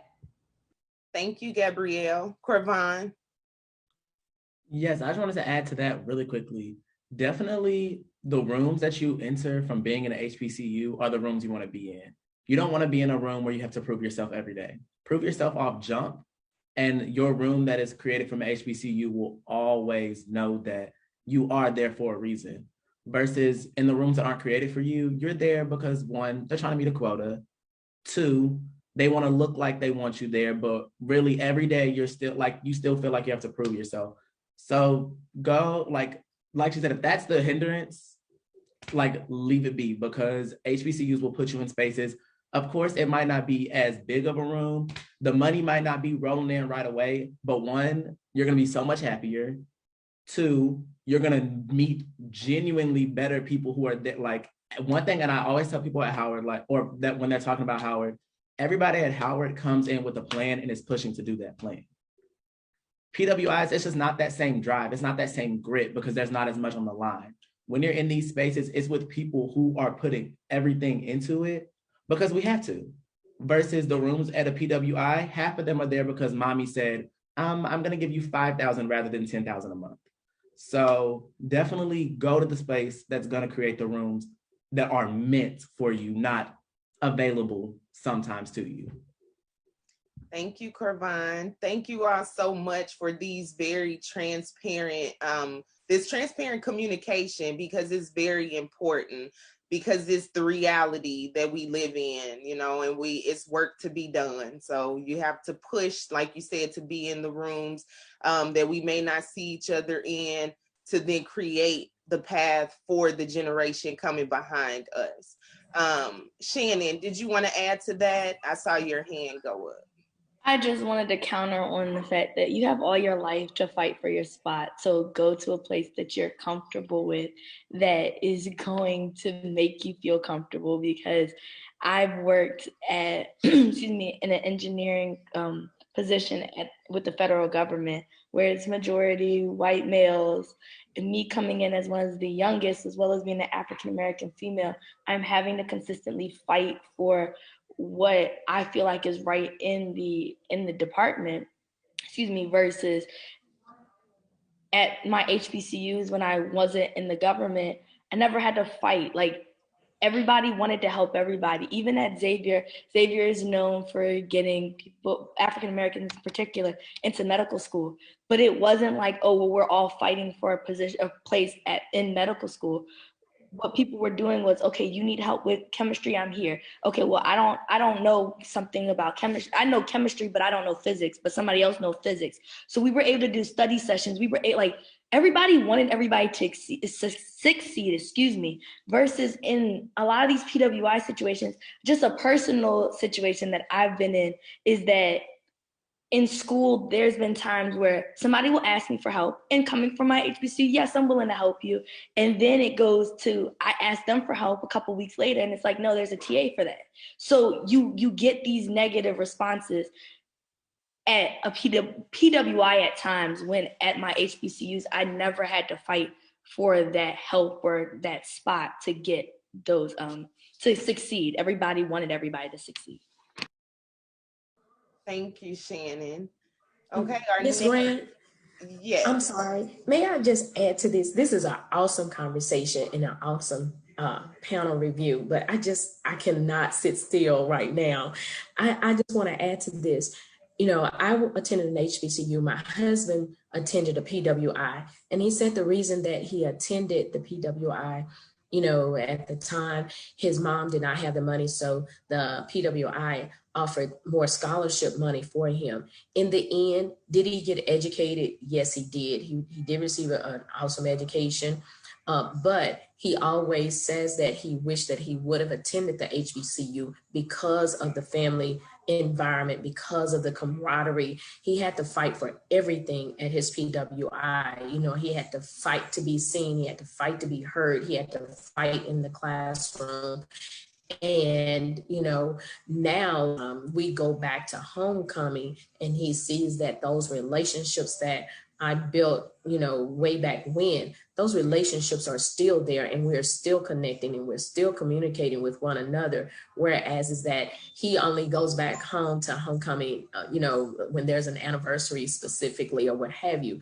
But, you know, if that's what's hindering you from attending, if all of these things are hindering the students from attending an HBCU, please look at it again and know that, you know, everything that Ms. Shannon has said, Ms. Gabrielle, Ms. Corvon, everything that they have said is so true, where the you know, you want to be in a room where people want you there, but even if you're there and they don't want you there, you want to have that confidence. you want to know that you may not want me there, but guess what? I am here, and I am going to let you know that I am here, and I'm going to make a big splash. But this is such an awesome conversation. Thank you, Constance, for that. Thank you. Okay, the next question is for Tracy Jeffries. Was paying for an HBCU, especially if out of state, a concern for you? If so, what suggestions can you give on planning financially to attend an HBCU? Well, coming from someone who put 3 kids through college and also paid to put herself through college, I would say that planning is a critical factor. However, I will say getting yourself out here for exposing yourself for opportunities is also a critical factor. So don't just let your GPA think it's going to set the tone for you in high school, because it's not. We all know that the factor still stands that the SAT and ACT is how they look at things to characterize you to go to college. But I would also add that making yourself doing community service, serving on various projects, going and to events, taking career courses, resume classes, things like that can help you to get connected to access to money.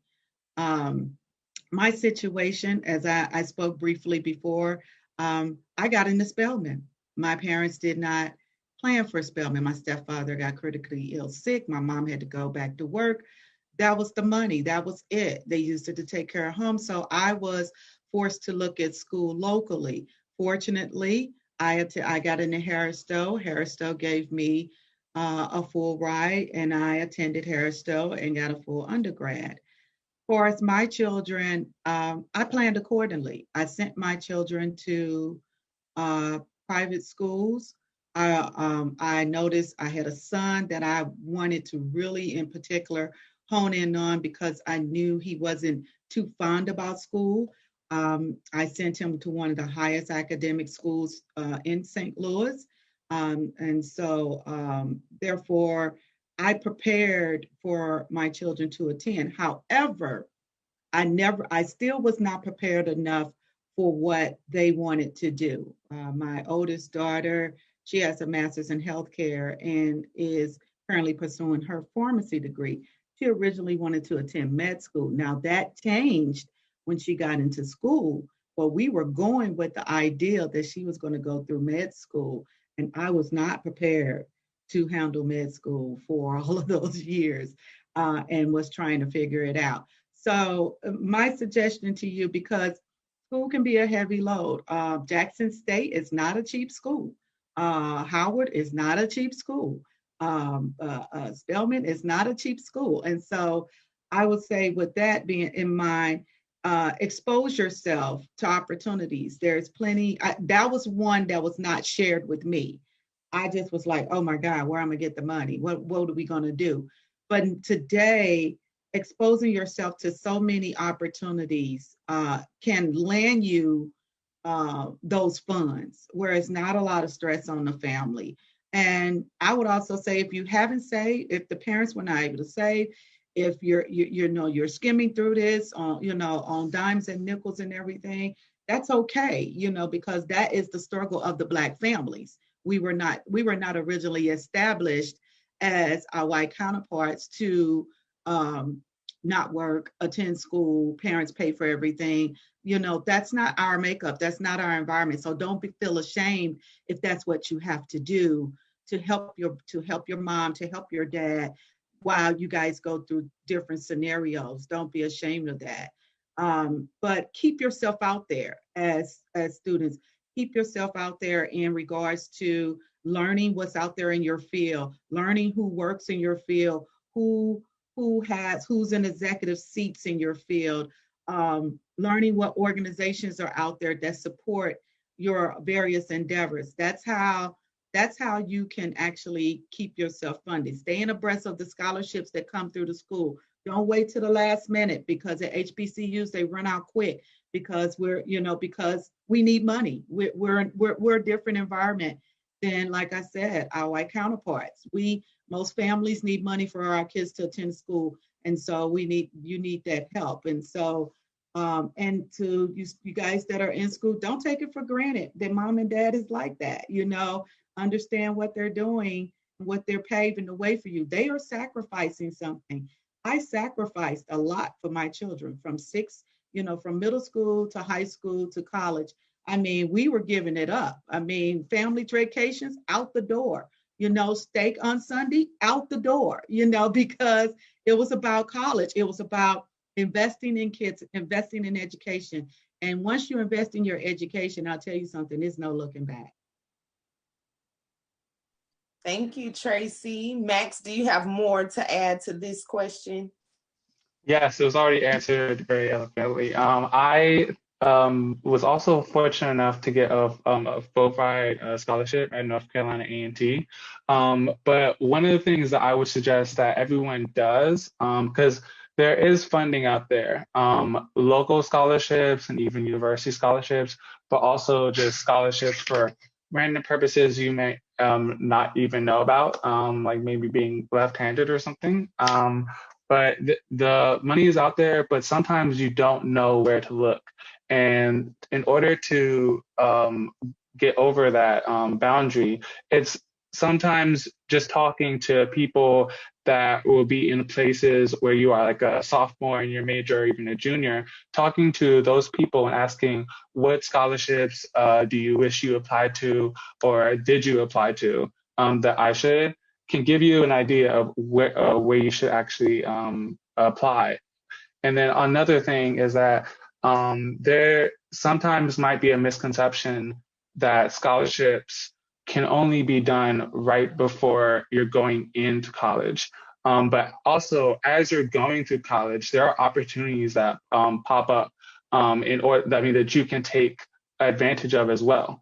And I think just asking around constantly, but also making sure that you keep an ear out and are aware of different opportunities that come up is something that's very important, especially as you get more into your major. More opportunities do arise, different opportunities for you to get funding and also pay whatever is remainder of your tuition.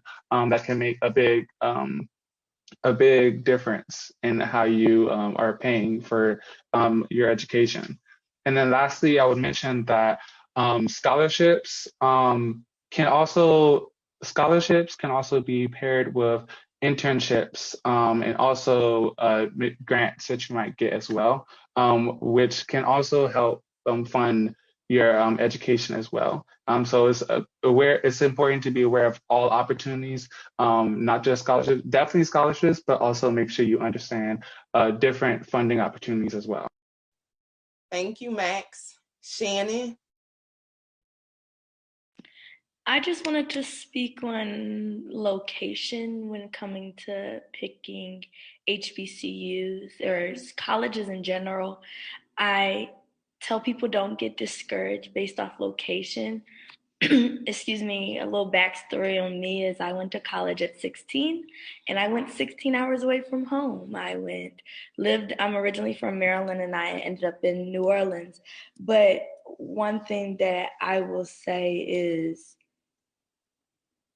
you build a family at school and you always know that you still have home wherever you came from. So I say that at the end of the day, with college is not just growing, like with your education, it's growing mentally and physically and emotionally. And for me to leave and go as far as I did for school, I think that it benefited me in many ways that I think that if I'd stayed as close to home, I would not have grown as much. So I just say that don't put barriers on where you go at the end of the day. Take every opportunity. And how I ended up at Xavier was Xavier offered me money. And Xavier had a really good research program that I wasn't going to be able to get at some of the other schools that I applied to closer to home. And so I just kind of took the leap of faith knowing that I was going to be far from home and be young, but I would do it again any day. So.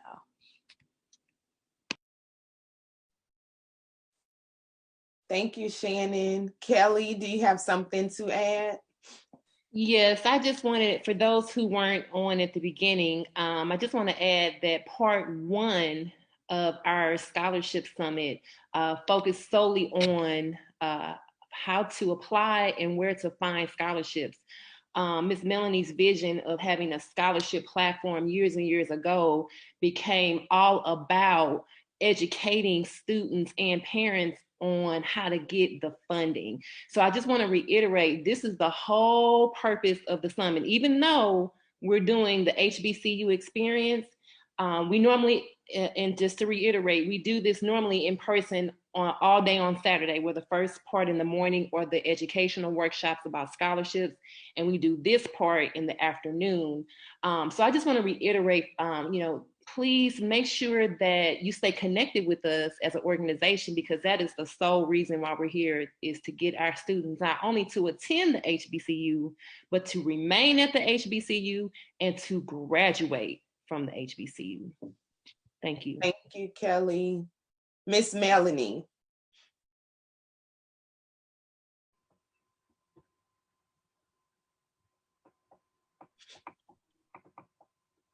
Thank you, Ivy. I just wanted to say that if you are looking for scholarships, that's like, be persistent. Currently, if you're a St. Louis student, in order to help out your parents, you can go to scholarshipcentral.org. There are a lot of organizations there, Greek and otherwise, which are providing scholarships, and some of them don't require an essay, some do. That you look at them and you can apply for those scholarships. Also, uncf.org is an excellent resource. They give out lots of money. I remember I had I'm president of the Metropolitan St. Louis Fisk University Alumni Association, and I had a student who was needing money to finish her senior year. I directed her to uncf.org, and they gave her the money she needed for her to graduate. So the money is out there. Just apply for it, do your research, and like Kelly said, stay connected with us, because in the fall, we will be doing a scholarship summit, which will be specifically focused on scholarships. So make sure you're present then to get that information, because also, if you are interested in athletics, make sure that you touch base with the coach for your particular discipline. If you're, like, for instance, if you're interested in basketball, in women or men's basketball, touch base with that coach, because not only can you get funds for your academics, you can also get funds from that particular department for whatever field you're in. Because I remember I also had another student who was interested in basketball at Fisk. She contacted me. I contacted the vice president of admissions, and he directed me to the coach. She sent the coach her tape, and they gave her money to continue her education. So the money is out there. You just have to be resilient, like that one video said, and you can get the money you need to go to college, because no one wants those student loans, and we don't want you to be in debt. So there is money out there. So make sure you apply yourself so you can get access to those scholarships, and make sure you apply early. Applying early is the key. Most HBCUs have early access dates, like, for instance, today is an early access date, and the earlier you apply, the earlier you will get your chance at those prestigious scholarships. Thank you. Thank you, Ms. Melody. I do see questions coming in the chat. We will have our Q&A section towards the end, but if you have questions, continue to put them in the chat. I do see them, and we will get to those questions. Josh Payne, did you have something to add? Yes, I just wanted to piggyback on the location conversation about not only not letting the location hinder you from where you want to go, but using the location as something that's going to help you. I personally, I am a theater major, and I was looking for where my potential hubs could be, and I wound up in Atlanta at Morehouse. And a year into me being in Atlanta, Tyler Perry opened up Tyler Perry Studios like about 20 minutes away. And I've met Spike Lee a few times. Like, I think that not only not being afraid of being far away, but using that as a testing ground to see, okay, what are the opportunities around me? What are the potential places I could work from? Using this place as a hub could also be a very useful tactic in being strategic in your HBCU of choice. Thank you, Josh, for that. Shannon, do you have something to add? No, my hand never lowered. Okay, that's okay. All right, the next question, describe your process on selecting your HBCU, i.e. location, school size, major, and amenities. I know, Josh, you just spoke a little bit on that, but if you can go ahead and expound maybe a little more on exactly how you were drawn to choosing your HBCU, that would be great. Sure. Actually, it wasn't my choice to put Morehouse on the list even. It was my parents who were like, hey, I know this isn't really on your radar, but you should give it a look, because I knew I wanted to be a theater major, and their program is kind of run through Spelman. So I kind of thought that it was like a secondary, it's an afterthought major. I was very wrong. I think for me, it was a very unique experience where I was a student of Morehouse taking most of my major courses at Spelman, and due to the nature of the major, you can interact a lot with Clark Atlanta. So I was kind of a student of all three schools that are like right next to each other. And I think that I didn't really understand the gravity of what that would have meant until I actually got to step foot and visit. And just as soon as you step on foot on campus, it is a different environment. There's an intangible quality to being at a HBCU in the AUC that you can't sell, online, you can't sell in a conversation. You just have to feel it. It's different. And speaking with the people that go there, I feel like it's easy to, from an outsider's perspective, it's easy to view the rhetoric as an excellency aesthetic, but it is very truly, everyone is there to be great. Everyone is there to be excellent. And I think that it took me stepping foot and actually being a part of that community for just a few hours to be like, okay, yes, this is the right place for me to go. So I think if there's any hindrance, one of the best things you can do is just step foot on campus. Thank you, Josh. That is totally true. You feel the environment. It's just something different about it, stepping onto HBCU campuses. I am not sure if Cameron was able to get on. Tracy, is she on? I don't see her. She was not able to get on. She sent a message and said that the college had a power outage this morning. Okay. That's the HBCU thing. Here we go. We're talking about resources. You get what I'm saying? So you got to try to improvise. So she was trying to use her cell phone. So she told me to tell you guys that Jackson State University has provided her with the best experience in her program, and she is receiving a tremendous amount of help pushing her toward graduation as a computer engineer major. So that's what she said on her text. Okay. Okay. Thank you, Tracy. Okay. So moving right along so we can get to our Q&A section. The next question we have, what were your hopes and expectations on sending your student to an HBCU? We're going to start with Stephanie on this question. Oh, wow. What were my hopes and expectations?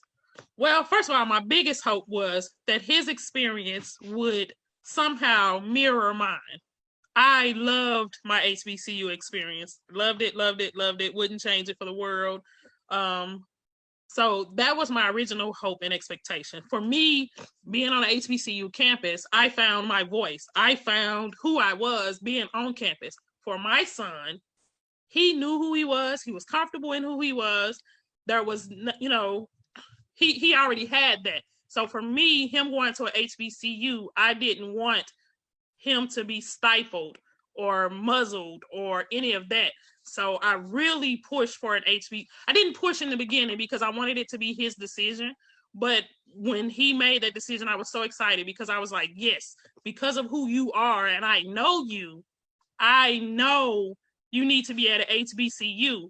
The hardest part for us was deciding which HBCU. And I had other people telling me like, oh, you know, when it came down to his two choices between Howard and Clark, I was really surprised that most people pushed him toward, or most people encouraged Howard for him. And I was just hoping he would have that love of HBCU that I did. Unfortunately, his year was cut because of the pandemic. So unfortunately for most of the kids at HBCUs right now, the pandemic is going to kind of not hurt, because hurt is a bad word for that, but it's going to deflect their HBCU experience a little bit because they didn't get that. He was a freshman when the pandemic shut campus down, so he didn't get his full freshman HBCU life. So hopefully when the world opens back up, he'll get that, and we'll be able to sit and swap HBCU stories in my old age, because he swear he not gonna get old. Thank you, Stephanie. Tracy, what were your hopes and expectations on sending your student to an HBCU? My hopes and expectations, well, Cameron was a little different. She was the baby, and so it might have been a sense of privilege there. So she had stars, rockets, moons for attending a school. However, like I said, she jumped in the car one day, and to my default, you know how we have to teach our children we have to say, you're going to college when you get, as a child, you're going to college. You know, you have to embed it in us. And so for me, I never said, you guys are attending HBCU.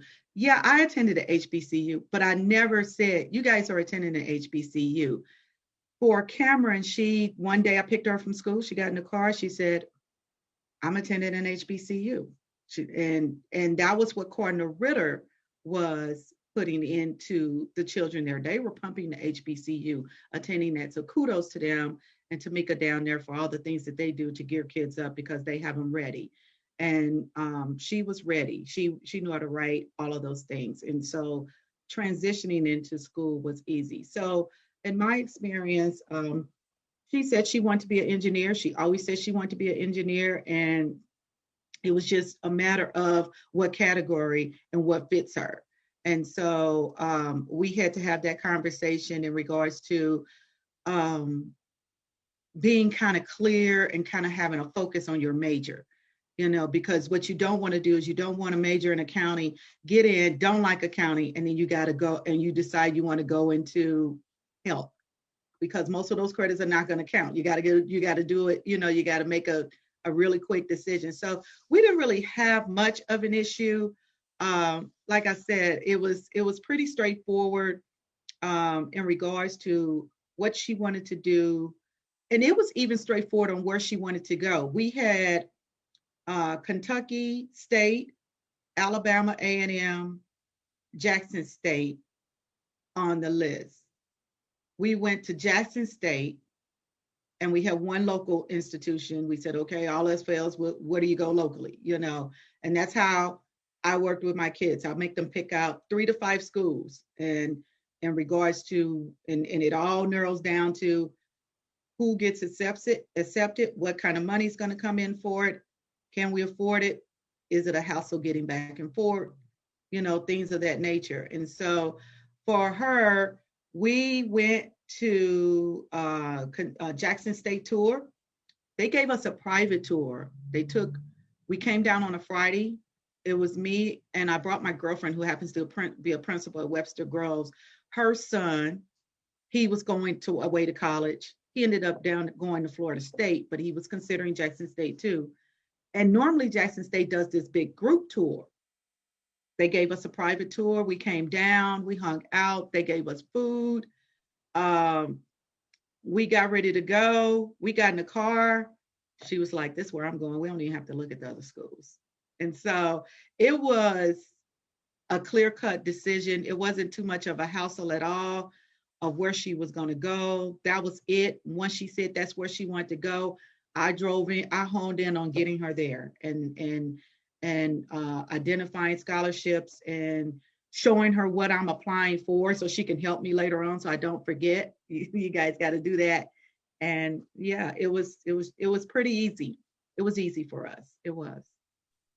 Thank you, Tracy. And I just want to just give you our real life example. I'm reading the chat and I see Gabrielle graduated recently from Jackson State. And she said, Miss Tracy, I'd love to connect with your daughter. And Miss Tracy's like, hi, Gabrielle, please send me your contact information. I'll contact you all. That's a real life example of what happens. It doesn't matter where you are. And we play a lot, with HBCU grads. It's like, oh, my HBCU is the best. I went to FAMU and I bleed orange and green. But when it comes down to it, we all support each other and we all connect with each other just on that same level. Gabrielle has a true sense to want to support Cameron being at Jackson State now, especially because that's her alma mater. So, that's really how it works. It doesn't matter where I go. If it's a Rattler somewhere, it's like, hey, Rattler, just as Greek life. If it's a Delta somewhere, hey, Soror,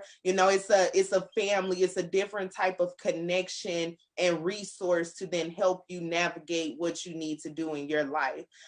We have about 5 more minutes, so I am going to try to get to the last question.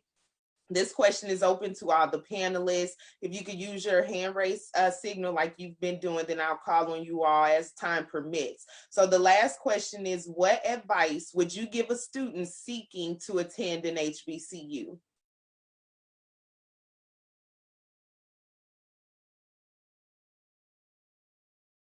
Corvine. So yeah, the biggest piece of advice I would give is simply like, just do it. Like she said, it doesn't matter where. HBCU fam is HBCU fam anywhere. The experience that you're gonna get, one, yes, the education is fire. Of course you're gonna run into problems, but it is what it is. It's really one big family wherever you go, but you're not gonna get the experience anywhere else. Do you know how many people say all my friends that went to PWIs want to come to my HBCU for homecoming because they know you're not going to get an HBCU homecoming anywhere else. The social life that you get to have, because it's Black people. Everywhere we go is an event. My friend used to carry a speaker into the CAF and we would turn up in the CAF during lunch. It really is, it's its own world. If you've ever seen a different world, that really is what it's like. You're in your own bubble, but yet you can burst out that bubble with these people and go to great places. And the friendships that you make, it's just natural. You see just how, of course, to the white people, they see, oh, HBCU, it creates this, and there's this image it creates. But once you get there, you see how everybody is so different. It's the diaspora in one location, quite literally. So there's really, there honestly is no downside. The only downside really honestly is everybody's late. But and that's okay. Because everybody's late and on their own time, you learn how to adjust that time. But other than that, it's really you can go anywhere, but if you have the choice, choose the place that is created for you. I cannot emphasize that much. Like I said, if I didn't go to Howard, it was going to be Clark, or it was going to be FAMU, or it was going to be I literally every day I'm when finals hit, I'm always I'm leaving this school. I'm over it. And every place that I say I'm going to go to is the HBCU. I'm never I'm quitting. I'm going to UMSL or I'm going to SLU. No. I'm quitting and I'm going somewhere else where I can just go be with other Black people still. So yeah, just do it. That's the only advice that you need. Thank you, Carvine. And to add to what Carvine said, don't get it twisted now. One saying we had at FAMU was don't eat, don't sleep. It's homecoming week. And the reason we weren't sleeping is because we were in the library. So don't make sure too is you've never seen the level of Black excellence until you've been on an HBCU campus to see excellence that is just beyond measures to where, yes, we party, we have fun, but we have GPAs that are out the wazoo too, and we're competing with the world in these rooms even still. So remember that as well. If education is the concern, then you know you have that support. You may be tired some days, but you'll get it done. So Stephanie Hill. Well, my son stole most of my thunder. I was going to say the same thing. You know, if you're trying to make a decision, just go with that HBCU and run with it. And to Ivy's point about the studying and we family.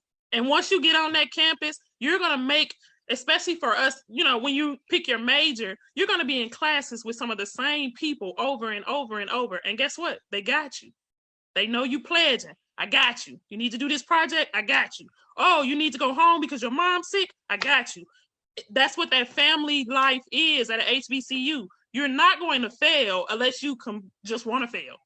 You know, as long as you open your mouth and ask for it, you're going to get the help that you need. Your family is going to take care of you. Oh, you stayed out partying a little too long? I'm going to help you through this. But when you sober up or when you finish, we're going to have a discussion. You know, just do it. Like my son said, just pick that HBCU and run with it. And all of us that went to a HBCU, we know somebody that went to another HBCU.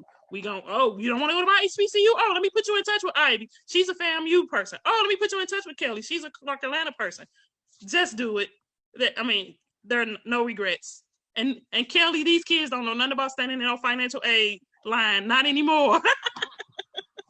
We have to teach them. We got to tell them the history now. Got to explain the history. Who doesn't know how to stand in a line? Oh, okay. Can't be me, because I know you know. Stand in a line? You mean wait like 2 days and come back? It was a line, and you had to come back the next day and stand in a line. And when you came back, your class was closed. When you came back, the class they don't know about that. They don't know about that. It teaches you how to face adversity in real life. That's what it teaches you. So, and it teaches you major follow-up skills. Well, one thing I'll just add is that you end up having good friends. Your instructors, make your instructors your friends. Don't lose them. I never lost touch of my instructors at Harris Stowe. And all through my life, here and there, different ones I connected with professionally, all of those things. And one of my professors, I had an organization looking for a comptroller. She was an accounting major, professor, and I reached out to her, and she served as their comptroller, and they loved her. And she continued her professorship at Harris Stowe. She still is. Well, guess what?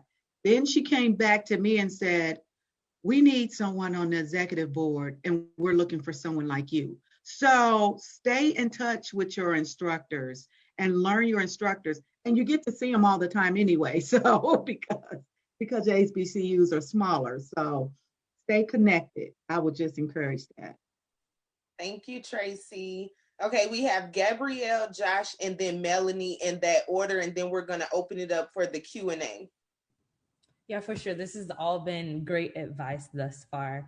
I would just reiterate that whatever you do, you make it your own, right? So you need to take responsibility and accountability for your experience. So if you go to an HBCU or wherever you go and you come in it with a negative aspect or a negative mentality, you're 9 times out of 10 not going to have a great experience. However, make sure that you are optimistic, focusing on the positive of that HBCU, leveraging all of your resources. Like when I tell you leverage them, I mean exhaust them.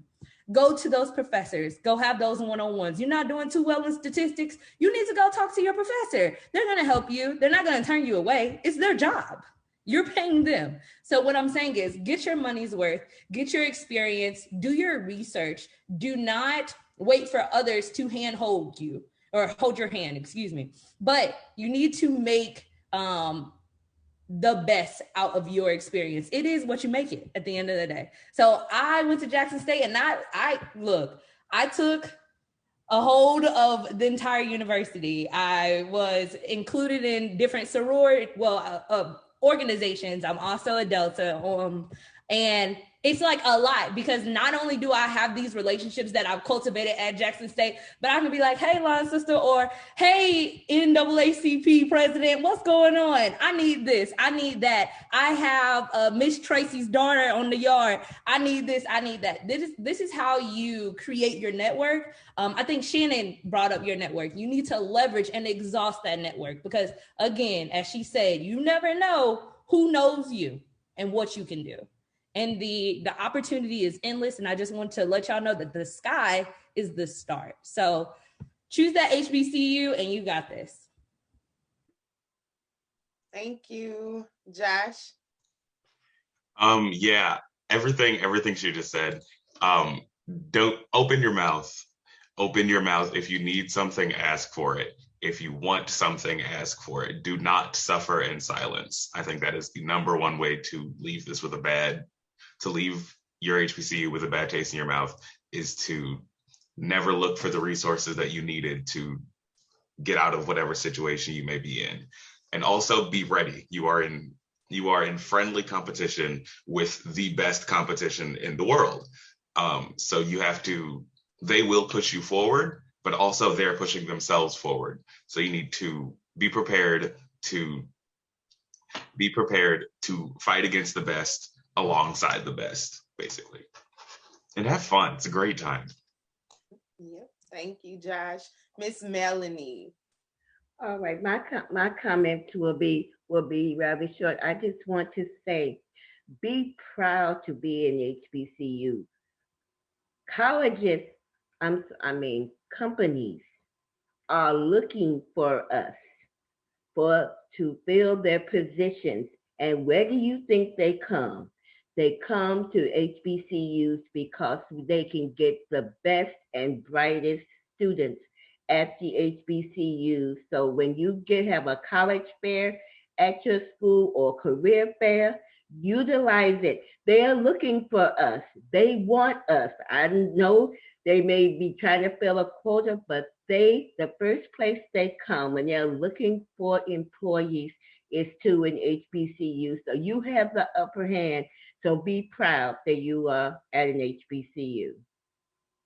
Thank you, Miss Melanie. Kelly? Yes, and I want to stress the importance of HBCU alumni. When you do graduate, it's important to join your, wherever you move,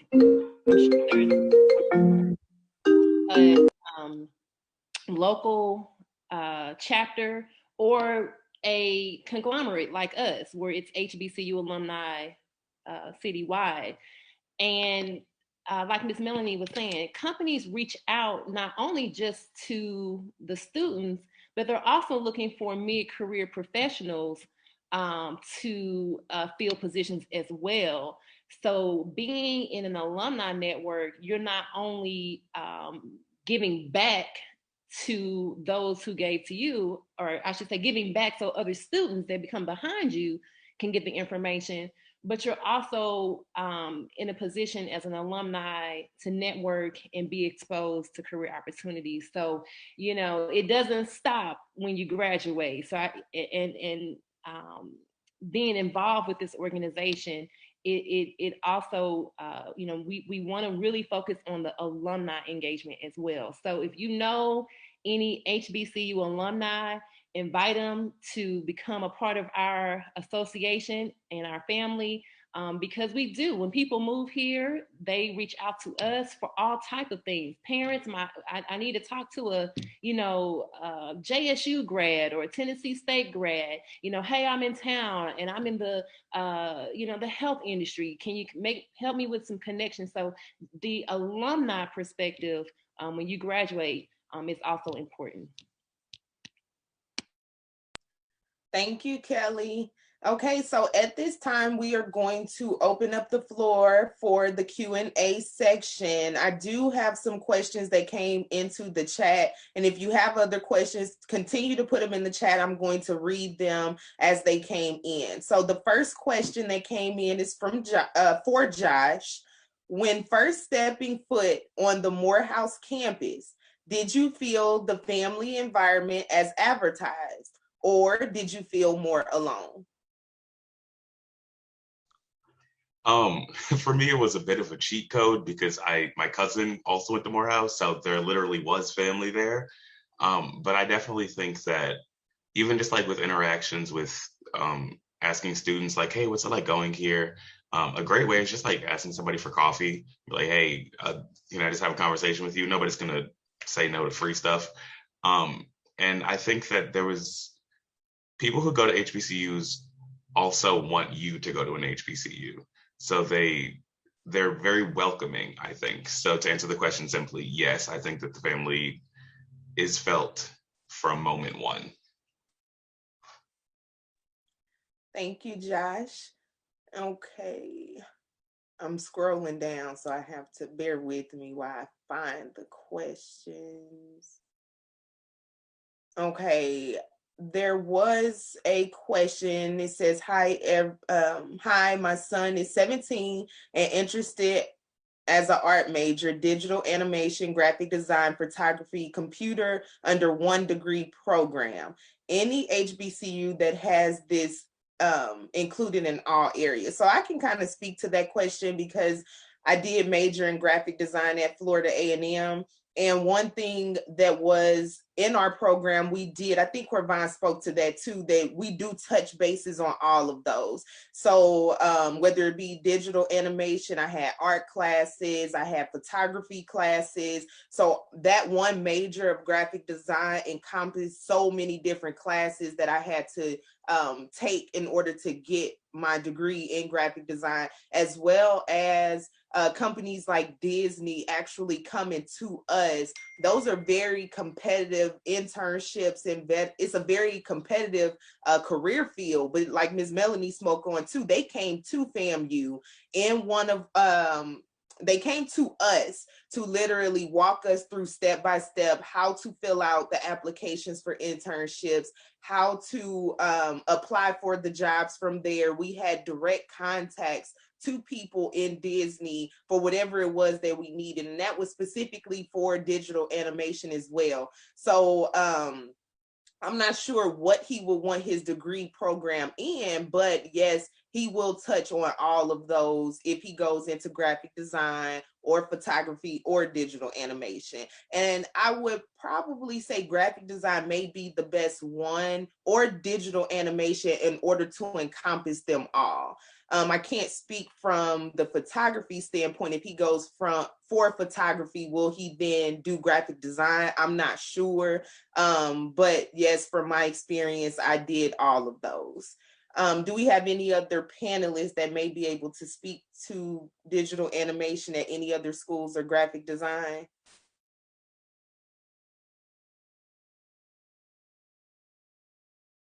Okay.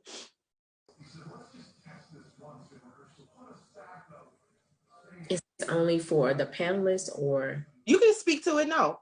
If you have something to share as well, go right ahead. Okay, yes, we do. The University of Arkansas at Pine Bluff does have that particular major, and it is a combination of our computer science area with our art department.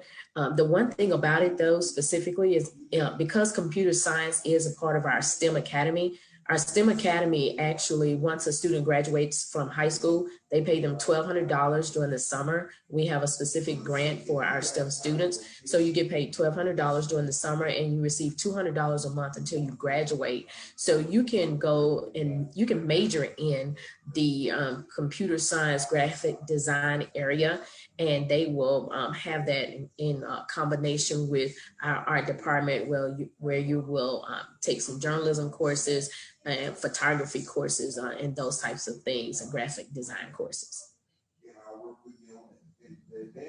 Thank you for that. I do see a question that asks, can you play sports and still pledge? I'm attending Fisk University this upcoming fall.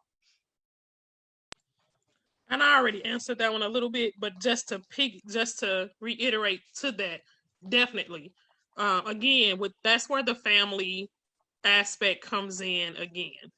When you pledge, or if you are fortunate enough to pledge, your line sisters become your family, and they're going to take care of you. So sports, all of that. I pledged carrying 21 hours, and I was, at that time, vice commander of the ROTC detachment for the cadets.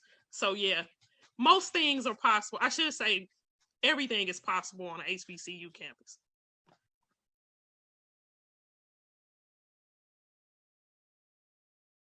Ms. Davis. Hi, good morning, everybody. Good morning. We can hear you. Good morning. Oh, okay. It's so good to be on this platform. I was looking forward to being in person at Harris Stowe, like we visited maybe year before last, one of the HBC events. And the Miss Castle, who just spoke on it for Keontae's area of interest for art, and he wants exposure in all of that.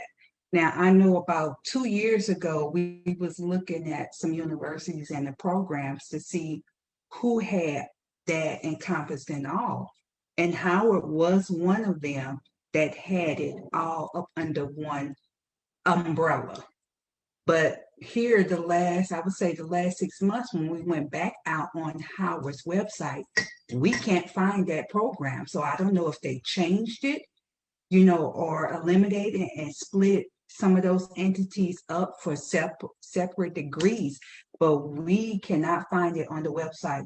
I know I printed it out 2 years ago just so we can have that, and it broke down the courses for the 4 years, but we can't locate it on Howard's website anymore. And the other thing I was about to type in, are the HBCUs doing in-person tours? Because we only done KC Arts Institute tour last month, but I told him we wanted to visit some other HBCUs in particular, since he have finalized his specialty, and that's going to be art. Thank you, Ms. Davis, for that question. Corvon, do you want to speak on that? Yeah, I was going to say with the tours thing, I know because of COVID, a lot of schools aren't doing tours, but you could definitely, if you know anybody that goes to any university, like I gave my mom's soror a campus tour last week. But a lot of HBCUs still are paused because nobody's on campus right now. So we can't give in-person tours. Like one of my friends was a student ambassador, so he gave tours. But there are definitely still ways to like work around it. Like I know, like I've seen people give FaceTime tours, like as crazy as that sounds. And of course that's not the same as an in-person tour. But there are definitely ways to do it. And then I didn't hear which program you said that Howard. Arts major, but when we looked into it a couple of years ago and pulled it up, it was 1 degree, but that 1 degree covered the digital animation, graphic design, photography, computer, and something else. And I was like, okay, out of all of what they had up under this one umbrella, 4 of those things are your high interest. Yeah, I'm pretty sure that's still a thing because it's the second floor of the Fine Arts building. But I will say with Howard, especially Fine Arts, they are transitioning into becoming their own college. And so a lot of their online stuff and like the schemes already at Howard are hard to like get a hold of. But I know for a fact that like department exists because I've been in that building and seen those classes in action. Definitely, I can give you my contact information and I can ask around because I know a lot of people in Fine Arts. And I can get back to you and like see if I can get a hold of one of their schemes to see what about it has changed and kind of get their like out view on it from our perspective, because I know how hard it is to find anything about Howard online sometimes. Okay, so my next question, since you are a student there, will they be conducting their academy week where the students come and stay on campus for a week to visit Howell, because I saw it out on the internet, but I didn't know if they was going to still be having that due to COVID. As of right now, we don't even know if we're going to be on campus for sure next year. And if we are on campus next year, I could imagine it not necessarily being a Howard operated thing because it depends. Like it all depends on COVID restrictions. Like as of right now, that normally occurs in springtime. It's in July. Am I right? It's in July. Oh, it's in July when people come. Remember what Andre Bison said? fruit. Not bison fruit. When people come to stay with a student. Pick up bison fruit. No. Okay. Oh, Yeah, but you can also do it during break. Like there are several times you can set something up like that throughout the year because we had somebody do it in the spring. That's why I was asking him. But again, as of right now, we don't even know if we're going to be on campus. But like I said, it might not be a through Howard thing, but if you know somebody, like there are always workarounds with stuff like that. But again, because so much is unknown, there is no yes or no to that question as of right now. I would like to.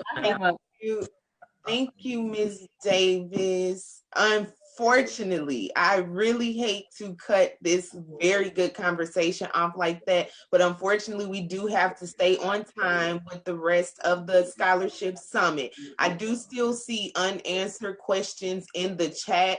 I'm hoping that we can still answer some of the questions in the chat, but if you have a question that has not been answered, please email the HBCU Alumni Association so that we can ensure that every question that you have is answered, or to be able to connect you with someone that can answer your question. The email address is stlhbcualum@gmail.com, and that will also be in the chat as well. I do want to thank all of our panelists that participated today. We cannot do this without you all's perspectives, whether you're a current student or you have graduated from an HBCU. We do appreciate your time too on this Saturday, because we know, as your credentials have stated, you all are very busy people. So thank you for taking out the time to be able to share your experience and your love for your HBCU. Thank you, Ivy. Grant FAMU Rattlers. Yes, Ivy did. And can we all just give Ivy and all of our panelists, everyone use your reactions on the Zoom, heart clap, the students, the parents. Every time we do this, it is just so much engagement. It's just amazing. And we initially started with an hour. We said we need to give more time. We did an hour and a half, and that still wasn't enough time, because we love talking about HBCUs, and we are just excited to have this. So again, thank you, Ivy. Thank you, panelists. And can I just shout out Jasmine? She is working so hard behind the scenes with all the technology. Thank you, Jasmine, for keeping us on track. Thank the Lord for we haven't had any technology issues, at least that I don't know, but Jasmine makes us go smooth at all times. So thank you, thank you, thank you. Okay, at this time, we're gonna take a 10-minute break so we can grab a snack, go to the restroom, and then we'll return. And let's just make it 10 minutes. So 11:48. We'll come back. Miss Melanie is going to introduce Evie Williamson Moore with Outstanding Stars. We're going to hear from Better Family Life.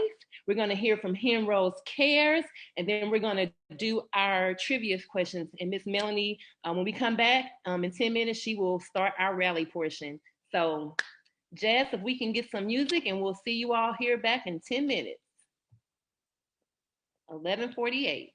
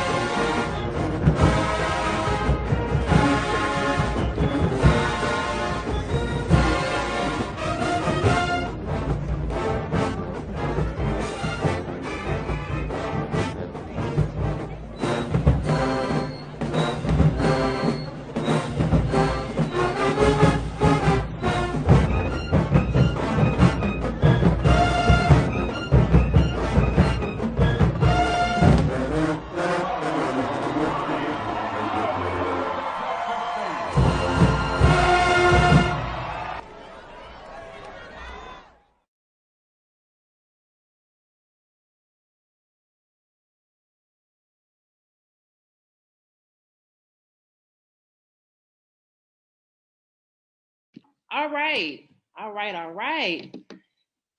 I hope everyone had a chance to grab a snack and get a little bit extra energy, because we are entering our lunchtime rally, and then we'll follow our rally with our HBCU showcase, which will be our last segment of our summit. So without further ado, Miss Melanie. Come off mute, Miss Melanie. Are you ready to have some fun? Let's have some fun. The first thing we're going to do, the first thing on the agenda is the performance by the outstanding stars.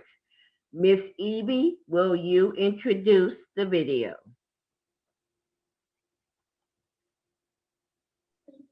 Good morning, everyone. Hi, I'm Evie Williamson Moore. Excuse me, I would come on screen, but I'm teaching classes this morning too. So again, thank you, St. Louis HBCU alumni, for allowing our girls this opportunity to be a part of such an amazing event.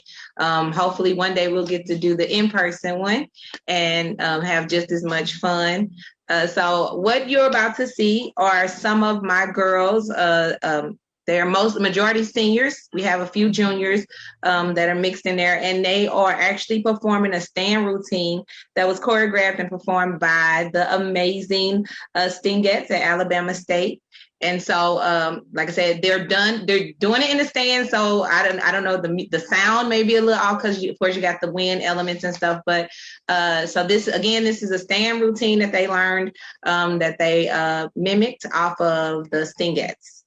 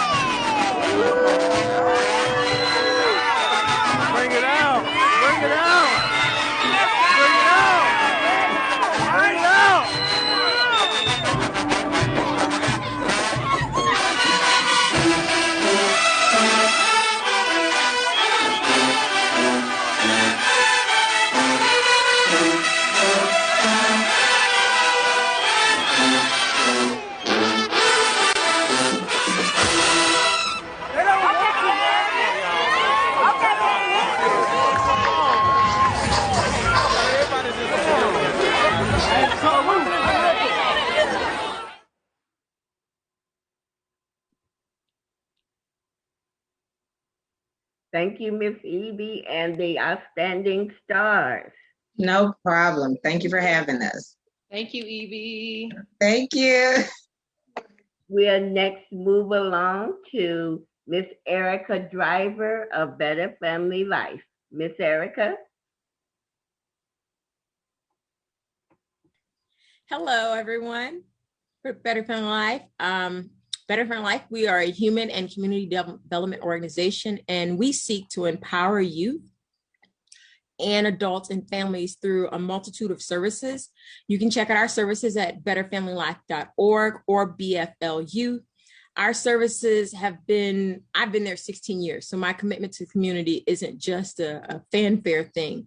I believe life, You should have the tools and the skills and access to the information to make informed decisions. And through partnerships such as this, we're able to provide youth and their families with information to make healthy decisions that affect them and promote them on the next leg of their life journey. That's it. Thank you very much, Ms. Driver. I think we have a video to show for Better Family Life. Ms. Mill, before you continue. Thank you, Jasmine.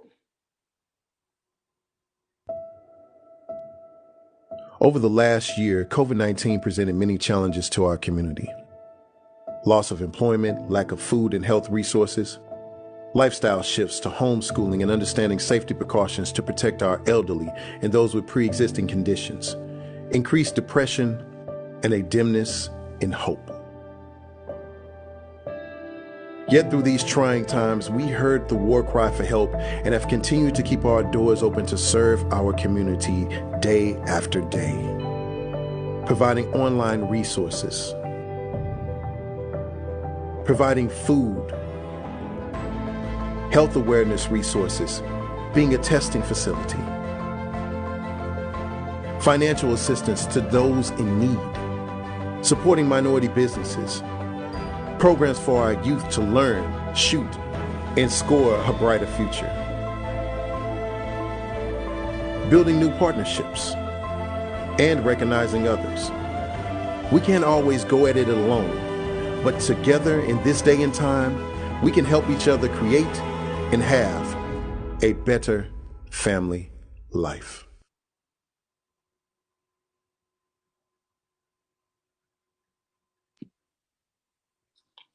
Thank you, Ms. Driver. Ms. Melanie. Okay.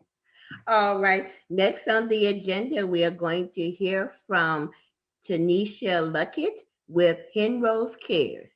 Ms. Luckett. Good morning. Well, I'm sorry. Well, yeah, it's still morning. So my name is Tanisha Luckett, and I'm the founder of Penrose Cares. Penrose Cares is a crowdfunding platform. We are a 501c3 that helps college and trade school students with basic necessities to help avoid them from going into student loan debt for a basic necessity. And I started this based off my story. I was a college student. I went to Dillon University my first 2 years, but finished out at SLU, but I wouldn't trade my experience at Dillon was like the best time. But unfortunately, when I was in school, one thing that I didn't do that I hope you all do is continually to apply for scholarships while you're in school. So I had to take out extra student loans to help with basic necessities.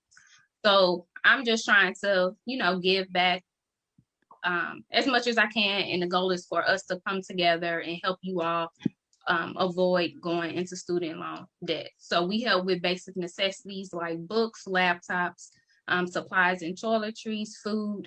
We don't want you all taking out student loan debts for that. Student loans for that. So if you need any help or assistance, you do have to be Pell Grant eligible, and you have to have a minimum of a 2.0. You have to be in college, either full-time or part-time, and you have to write a 500-word essay and just show proof of that you are Pell Grant eligible. And you can find more about us at www.hemrosecares.org, and I can put it in the chat here as well. And please stay to the end because we will be giving out some prizes. Thank you very much, Ms. Luckett. We will now have a 10-minute intermission. So would you come back? Well, we actually already had the intermission at the beginning, Ms. Mill. We switched it around. Okay, so what we're going to do now is do our giveaways. Ms. Melanie, did you want me to pull up the questions for you, or did you have them in front of you? No, you can pull them up too, and then so that they can see them on the screen. Okay.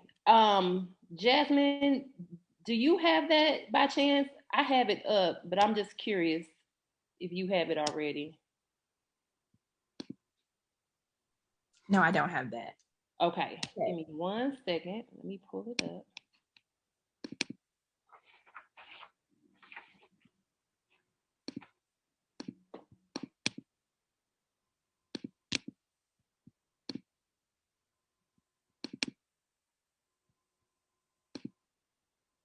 Okay, let me share my screen.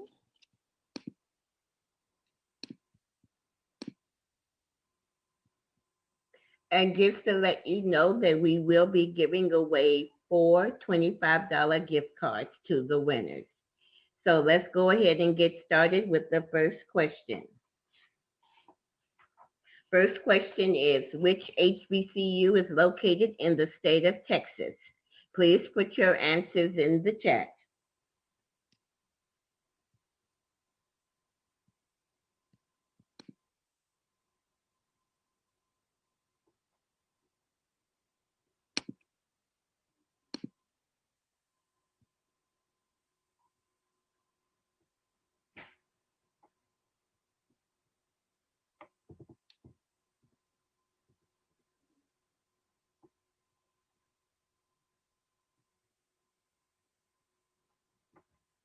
Okay.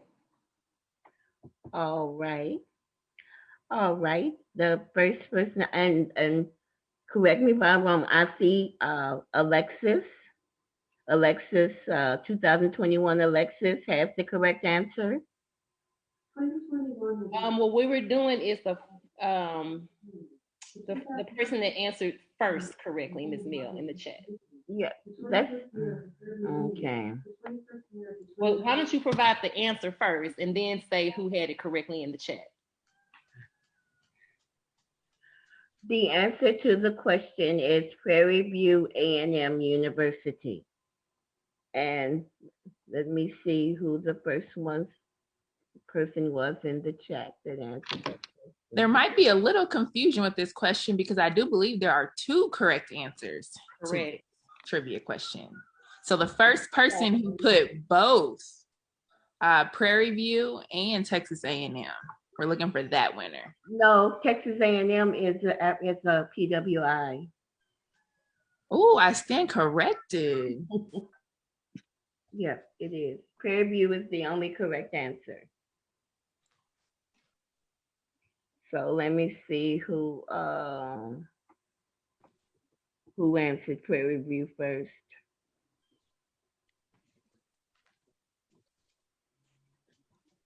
I see it as Miss Driver, Miss Mill. Okay. I think don't we want a student? So the first student to answer is Maya Robinson, if I'm looking at that correctly.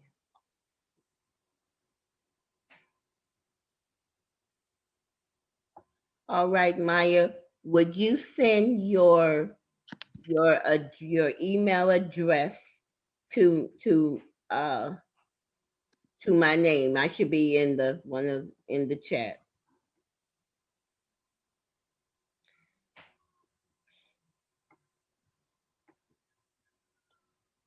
Okay. Congratulations, Maya. Congratulations, Maya. Okay. The second question is HBCU stands for which one?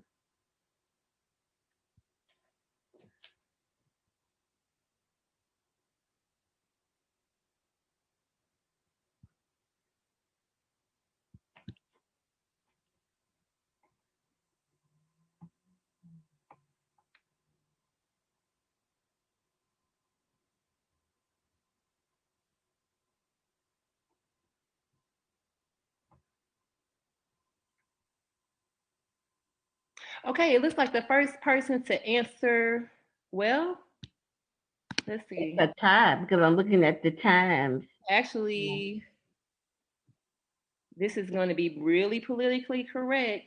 From what I see, we have a Jolly, we have it looks like Alexis is historically Black colleges and universities. So somebody confirmed, it looks like Alexis was the first person. Unfortunately, that's not what the screen says. Yeah, it is. That is not what the screen says. However, the correct answer is historically Black colleges and universities. So that will be going to Alexis. Okay. Congratulations, Alexis. Congratulations, Alexis. Please send, this is Melanie Davis speaking. Please send me your email address so we can get you your gift card. The third question is, which of the following is an HBCU?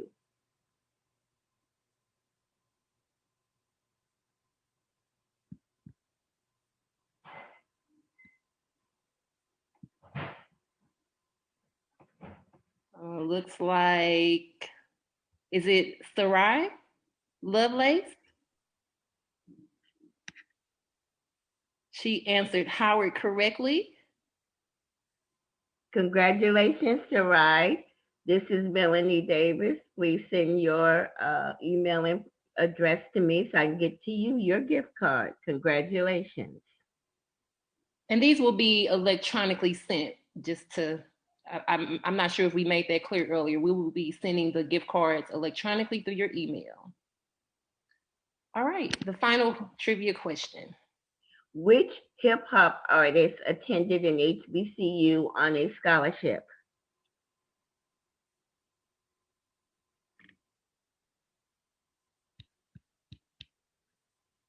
The correct, okay, I'll give it a few more minutes.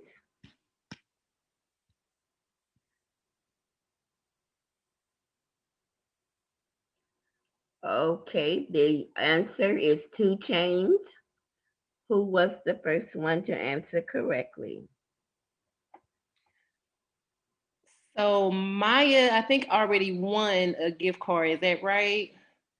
Yes. And I think Alexis has 2. So then we're gonna go to Miss Davis. Is it Sawana? Yes, thank you. Thank you. All right. Congratulations.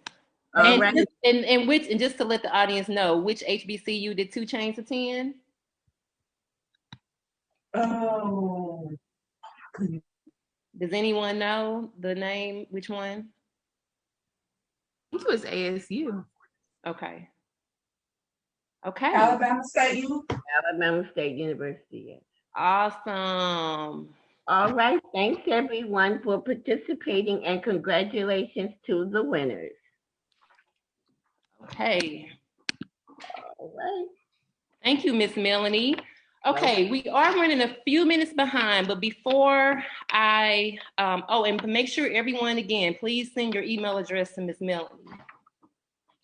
Before we begin our final segment, the HBCU Showcase, I have to do this right now and acknowledge all of the Scholarship Summit committee members, Ms. Melanie, Jasmine Posey, Tanisha Luckett, Takesha Lovelace, Carrie Henderson, Ivy Grant, Gabrielle Ross, Ms. Erica Driver, and Charlisha Green. I really hope I didn't forget anyone. Am I forgetting anyone? Scholarship committee? Or are there other committee members on the Zoom that I am overlooking? So thank you for meeting. We met every 2 weeks to bring this educational event to you all. And they took their time and their knowledge and skills to help us with our flagship event. So thank you, committee members, and be looking out for an appreciation event coming soon. So with that being said, I am now going to introduce a young lady who is going to be moderating our HBCU Showcase. I have known her for a long time. She works for Boeing right now, and she is their executive focal and recruitment and partnering chair. And she has a relationship with FAMU, and she works with Boeing and FAMU in that capacity. She is a graduate of the University of Missouri-Columbia, Mizzou. And so again, she did not attend an HBCU, but she supports HBCUs, and she's working hard at an HBCU through her company, Boeing. So without further ado, Charlisha Green is going to come on the line, and she is going to introduce the schools and the representatives so they can share more information. And you've heard the testimonials and the experiences about the HBCUs, and now we're going to get into some more information, more focused on the schools themselves. So, Charlisha?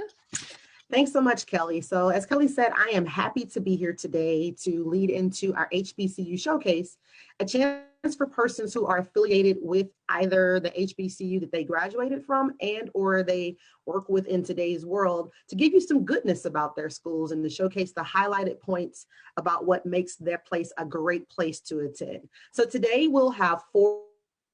We have Fisk University, which will be spoken and sponsored by Ms. Melanie Davis. We have Howard University, which will be Carrie Henderson. We have Jackson State University, which is Blair. And last but not least, we have the University of Arkansas at Pine Bluff by Ms. Constance Castle. So first, we're going to hand it over to Ms. Melanie Davis to give us some insight on the great Fisk University. All right, Jazz, can you start my slides, my presentation?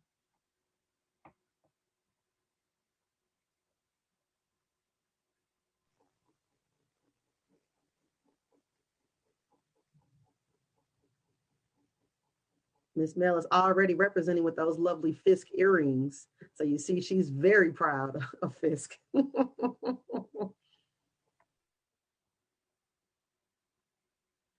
All right. Welcome to the Fisk family. Your journey begins here. Next slide. The history of Fisk. Fisk Free Colored School was founded in 1866. We are the home of the 2021 Grammy Award-winning Fisk Jubilee Singers. We are the first HBCU accredited by the Southern Association of Colleges and Schools, and we are the first HBCU to receive a Phi Beta Kappa chapter.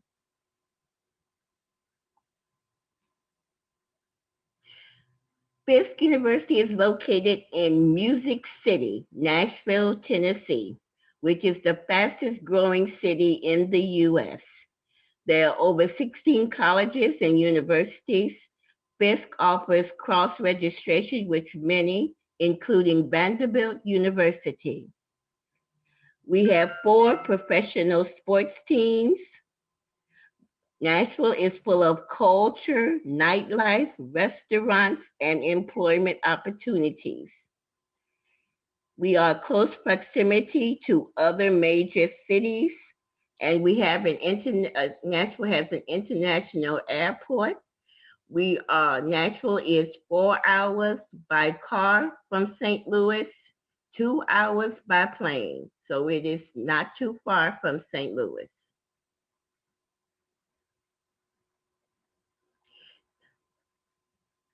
Fisk has their national rankings and awards. 2021 in the U.S. News and World Report, we were ranked 3rd HBCU with highest 4-year graduation rates. 2021 U.S. News and World Report, we are ranked 10th HBCU in the nation. 2019, we are the Forbes magazine ranked 3rd best HBCU. 2020 ranked 3rd for job placement in Tennessee.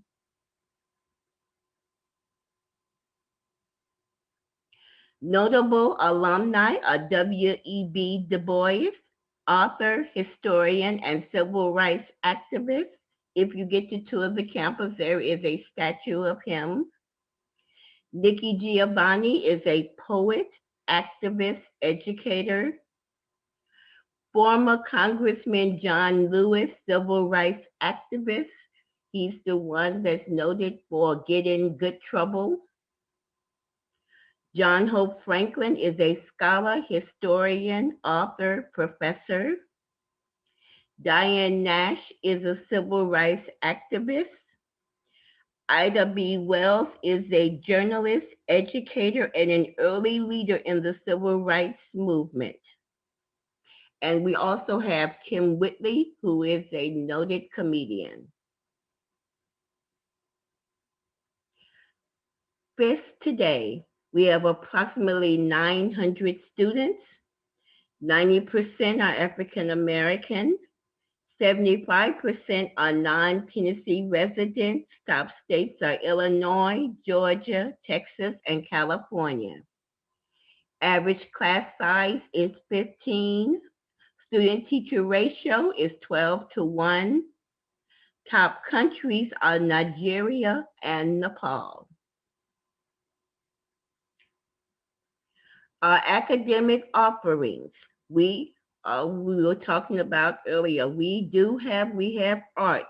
Under art, we have film studies, interior design, and graphic design. We have biology. We have a dual degree pre-med biology program with Meharry and and some other medical schools, but we have a joint degree program, so you can get your degree from FIST and then go on to Meharry for your medical degree, if that is your ambition. Under business administration, we have accounting, financial economic, international business, management, and music business. We have chemistry, English, biochemistry and molecular biology, history, political science, mathematics, computer science, music, vocal performance, instrumental performance, music education, psychology, physics, sociology and anthropology, Spanish, special education, criminal justice, homeland security, and data science.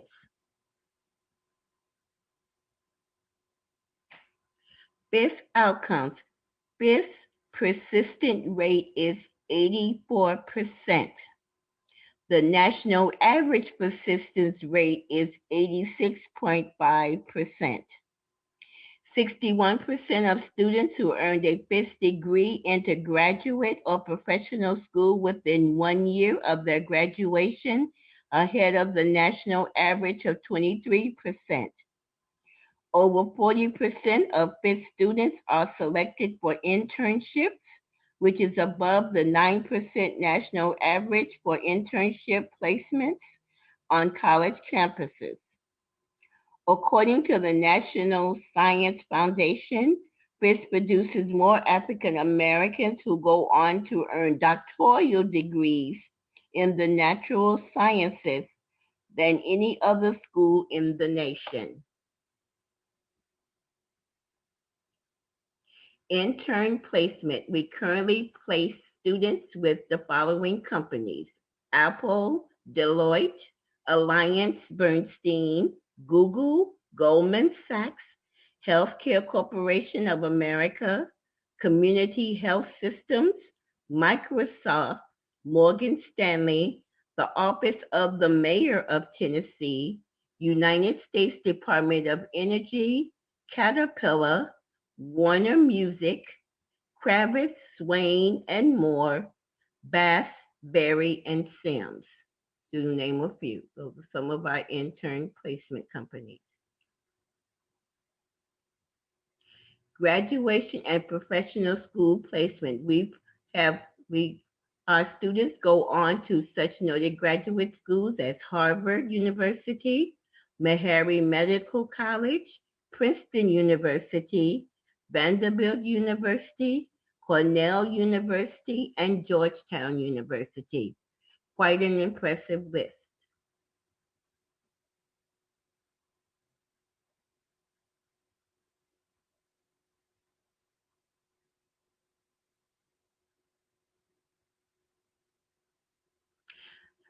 To the good part, the cost of the fall 2021 to 2022 cost of attendance.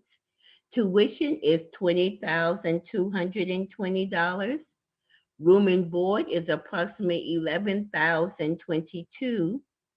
Total annual cost is approximately $33,000. 98% of students receive financial aid in the form of grants, loans, merit, need-based scholarships, and or other scholarships.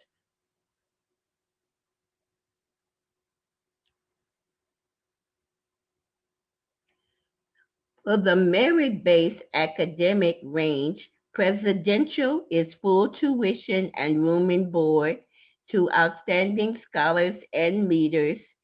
$5,000 is the starting point. Athletic grants average $5,000 and music grants average $10,000, audition based.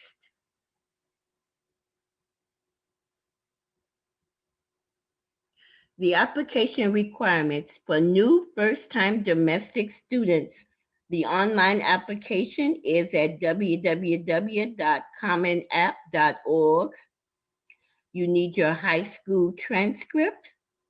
Standardized test scores are optional, required to qualify for any merit-based scholarships. Special note for dual enrolled students, final college transcripts, and course description.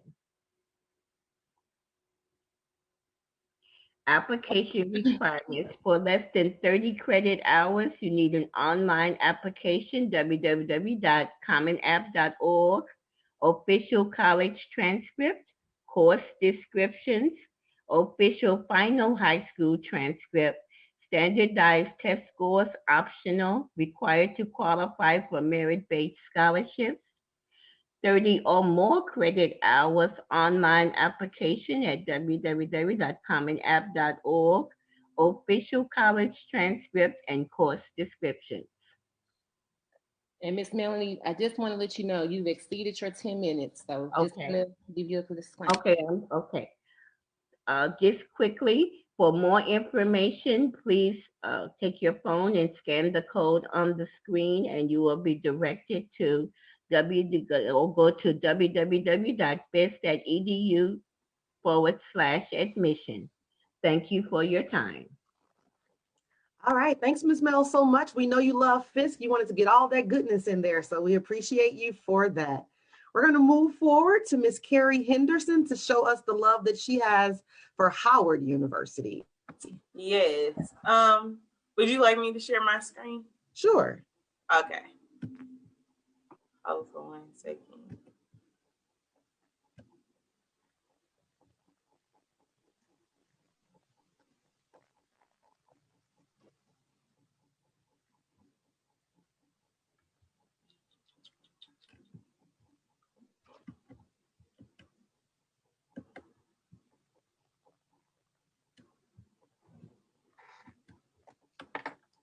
Sorry, y'all. All right. You know, it's always every time you gotta share the presentation, it takes it long to get to the presentation. All right. So I'm gonna just real quick talk about Howard University. This, as you can see, is the background, what we call the yard. Every campus has it. Every HBCU, we have the yard. So this is my beloved yard. And at the front it says, "Reared against the eastern sky, proudly there on hilltop high, far above the lake so blue, stands O Howard, firm and true." And that is the first verse in our school song. That's the first thing you sing when you come in your first orientation at Howard as a freshman, the last thing you sing at graduation. So it holds a dear place in my heart, along with just the university in general. And so I went to Howard from Metro from 2008, graduated in 2012. Is Howard test optional? It, as of right now, it is not test optional. The written part is optional, but as of right now, ACT is or SAT is still required. So just a little facts about Howard. My alma mater was founded March 2nd, 1867. So we are 154 years old. We are located in the nation's capital, Washington, D.C. We're known, our motto is called Truth and Service. Our colors are blue, white, and red. We purposely say blue, white, and red instead of red, white, and blue, even though it's similar colors. I mean, it's the exact same colors. Our nickname is the Hilltop, the Mecca, and the Real HU. And I'm a teacher, so I want this to be as interactive as possible. So if anyone in the chat can tell me where does the nickname the Real HU come from? Like, where does that even derive?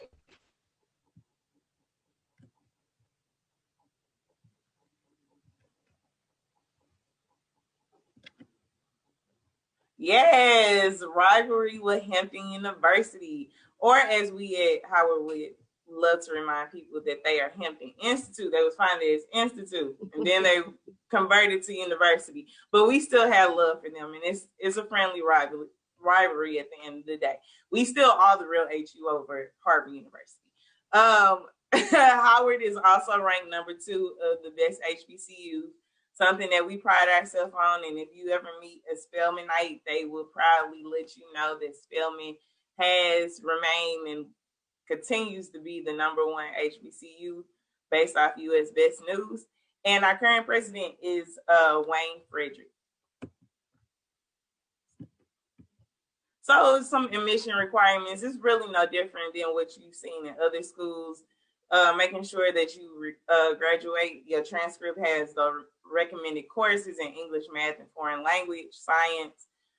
Your transcript have at least a 2.5 for admission. For SAT, have at least a 1200, or for ACT, at least a 22. At least 2 letters of recommendation, a completed application. And something that was different from when I applied is that the essay of why do you want to choose Howard University is now optional. But I would push to do anything that's optional, even in regards to the ACT, just because it puts you in a higher leverage than somebody who chooses not to do the option. So even if you're not the best at it, like if a school option out of the ACT and you took the ACT and you didn't get the highest score, at least you took it and they see you put forth that effort. So academic life at Howard. I love Howard University so much, for me particularly because of the diversity in programs. I did not know what I wanted to major in. And so to know that I had the ability to choose between a plethora of programs was one of the reasons I chose Howard.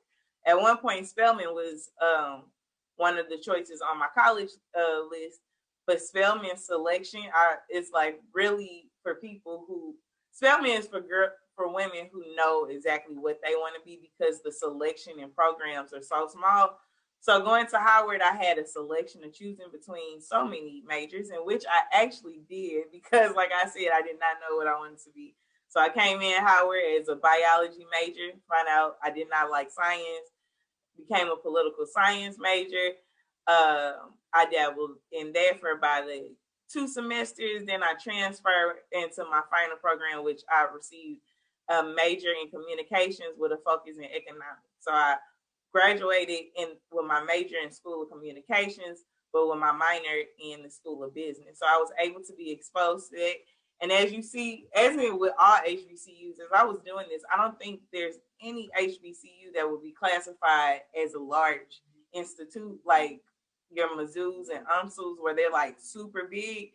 And that's what I love about HBCUs, because you have that intimate relationship with your professor. So at Howard, the student to faculty ratio is about 10 to 1, and the school has about 52% of its classes fewer than 20 students. And those are going to be the classes you deal with more so in your junior and senior year. But the amount of lecture big classes that I had at Howard were like my introduction freshman year. Once I got done with that, most of my classes were all X-Men based. So organizations, I always tell my students, when you think about applying to schools, don't just think about majors, but like look at their organization and programs and see what type of orgs could you see yourself being a part of, because your schedule in comparison to what it is in high school is going to be so open. So like your first class may not start until 11 a.m. Then you may have the next class at 2 o'clock and then you're done for the day. So how are you going to utilize that time? So being a part of organization is a nice way to utilize your time wisely and to build connections, not only while you're on campus, but while you're outside of campus. So some organizations we have at Howard are geographical clubs. So specifically at Howard, we have Hustle, which stands for HUSTL in the East, representing the East St. Louis. But being a part of the Georgia Club, I used to love participating in Chicago, Louisiana, and Texas because of that cultural base that they were able to expose. Greek letter organizations, and as I said in the Kahoot, Greek letter organizations expands further than just Divine Nine. You have service Greek letter organization, religious-based Greek organizations, and even honor society for Greek letter organizations. Honor societies, just like in high school, but these are more specific to your major. You can find there. International clubs is very important. One thing that was a strong love in me from Howard was the diversity in international students who attend there. So although I did not identify as Caribbean, I would go to the Caribbean tree. I would participate in the Caribbean festivals that they would throw on campus. So being a part of that community, school and departments, sports clubs, student religion organizations, and also if you look over on the right side of the screen, just the ability to not only lead organizations, but at Howard you get to have the opportunity to be on committees with Howard alum. So we have sports. That's a part of it. I know that HBCUs, that especially with my gentleman when asked, why did you pick a HBCU, or why should I go to HBCU? What sports do they offer? I'm not a real sports fanatic, so I can't go in detail about how this looks at Howard. However, these are the sports teams that we offer for both men and women's sports. Also with that, one thing that sticks out with Howard University is that 5 of the 9 sororities and fraternities of the Divine Nine can call Howard University home. So Greek life is really big on HBCU's campus, but I have to say, be a little biased and say that it has a special heart at Howard University because so many sororities and fraternities could say this is where we were founded and this is where our founders started off. Along with Greek life, another thing Howard is known for is our homecoming. So I'm not gonna say we had the best homecoming because that's kind of up in the air. However, we have one of the most known a homecoming. So as you can see the quote from Ludacris, make sure you don't miss the homecoming at Howard. We had a pop. I was in somewhere in that crowd when Drake came out. Biggie came, and so we have a lot of people that come, but not only just that, like people who aren't even from Howard University come to our homecoming. So this sister right here in the corner, she is not a student at Howard, but she was at homecoming, and this picture gave her an opportunity of a modeling. So she's now into the modeling business just because she was at YardFest and somebody was like, I love your chocolate skin. And so it's just a place of home and one thing that just always represents us.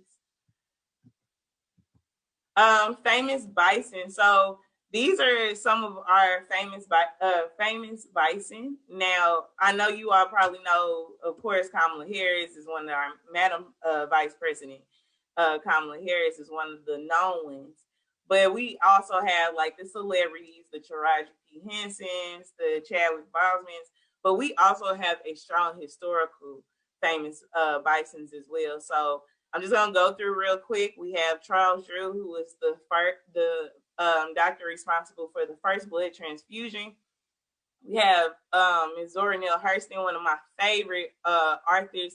She was the author of Their Eyes Were Watching God, but she also founded the newsletter that still exists on Howard that we call the Hilltop.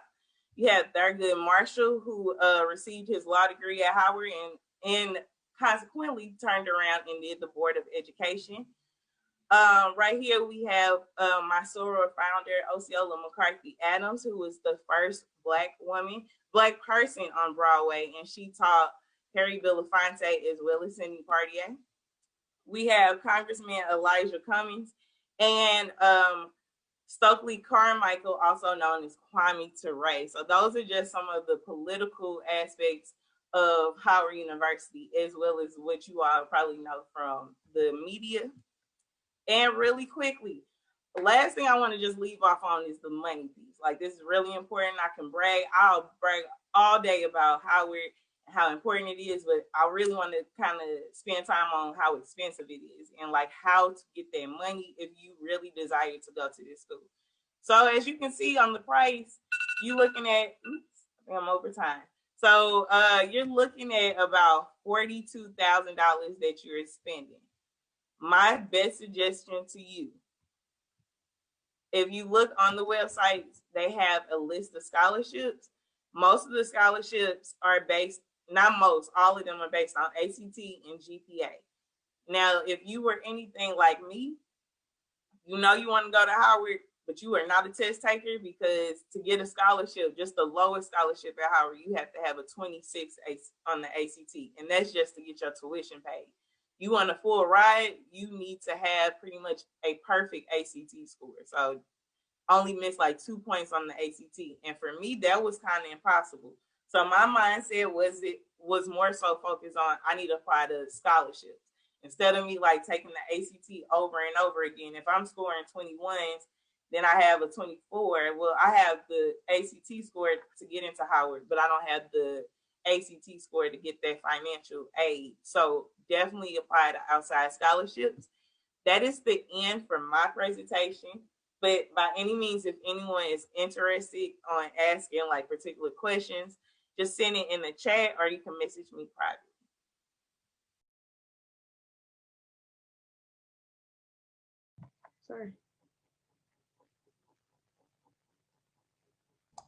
Sorry about that. Thank you so much, Carrie. We appreciate you for that. Before we move forward to Ms. Ware, we want to remind everyone that's on right now that at the end of the session today, we will have a couple of gift cards that will be given out, $100 gift cards. So you want to make sure at the end to be able to receive those, courtesy of Henrose Cares.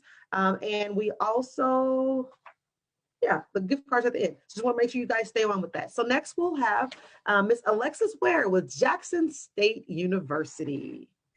Good afternoon, everybody. I am Alexis Ware, the admissions coordinator here at the I Love Jackson State University, where we challenge minds and change lives. Jackson State University was founded in 1877, and we are an HBCU located in Jackson, Mississippi. I am a proud 2019 graduate of the I Love Jackson State University, and a couple months after graduation, I got hired at Jackson State University, and I also moved up at Jackson State University. So Jackson State University is throughout my blood, guys. So any questions you have at the end of the presentation, I am here to help you guys.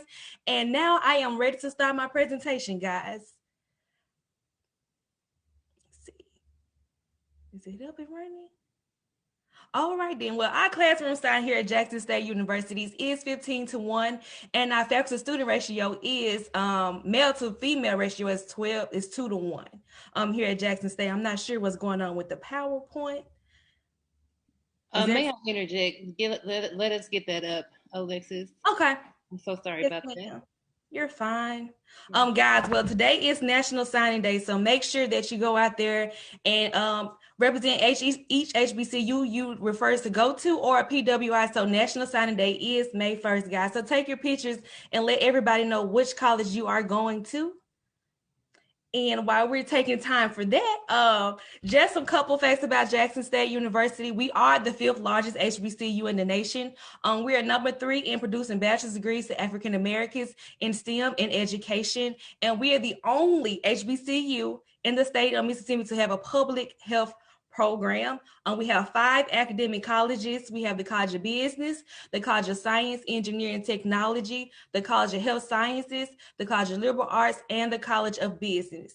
We are test optional for the fall and for the summer of 2021, and we are taking applications now, guys, here at Jackson State. We do have a $25 application fee. The application fee is $25, but if you pay via Black Common App, that fee is waived, and you can also send us application waivers as well. Here at Jackson State University, you must have a 2.0 CPC GPA with the 18, a 2.5 CPC GPA with the 16, and a 3.2 CPC GPA with any test score. So when I say CPC GPA, your CPC GPA is your college preparatory classes. So your math, your English, your history, your science, your core classes. So you can graduate from Jackson State, from your high school with a 3.6. And you come to Jackson State University, it can be a 3.2. Guys, I almost went through the whole PowerPoint, but I'm going to go back, guys, so you can get all this information. So give me a second. So the first question is, are you JSU ready? At Jackson State University, we want you to become who you are meant to be. Next slide, guys.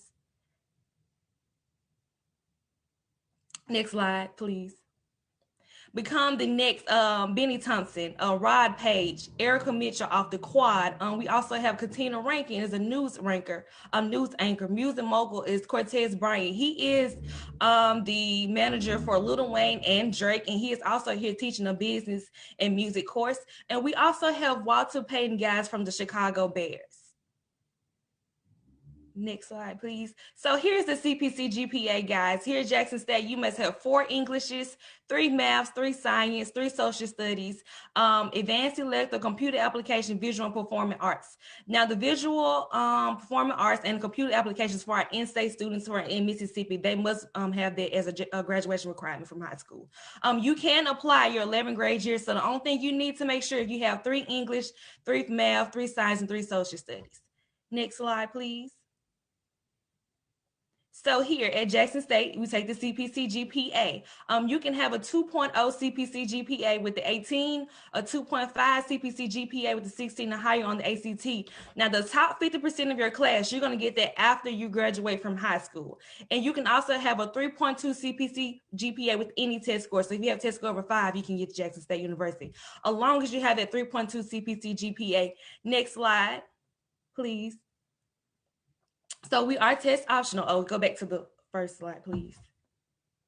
We are test optional. You must have a 2.0 CPC GPA with a 2.0 to a 3.19 CPC GPA. You are required to take the AccuPlacer. Now, the AccuPlacer is a placement test paid for by Jackson State, and you can take it online.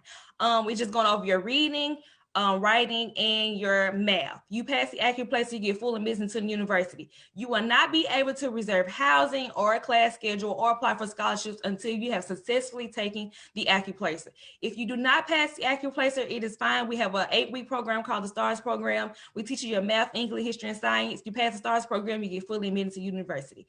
If you have a 3.2 CPC GPA with no test score, you can still get admitted to Jackson State University. And next slide. You have a question in the chat that asks, do you super score? No, we do not super score. We go straight based off your composite score. Okay.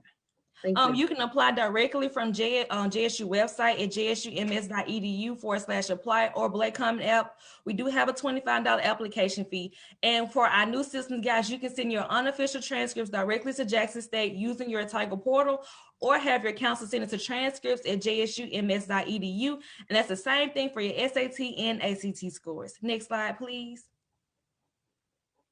Academic scholarships. Each year, our scholarship ends February 15th of each year at 11:59 Central Standard Time. Next, you can go to the next slide. For academic scholarships, guys, this year we have a test optional scholarship, and we have a scholarship for students who have taken the test. So option 1 is always going to be the test option. Option 2 is going to be the 3-minute video addressing community service, leadership skills, and career aspirations. The Medea Academic Scholarship is a 3.0 CPC GPA with the ACT score to a 21 to a 22. Option 2 is a 3-minute video, and you must have a 3.0 CPC GPA. This covers 1,000 per academic year, so you get 500 per semester. Next slide.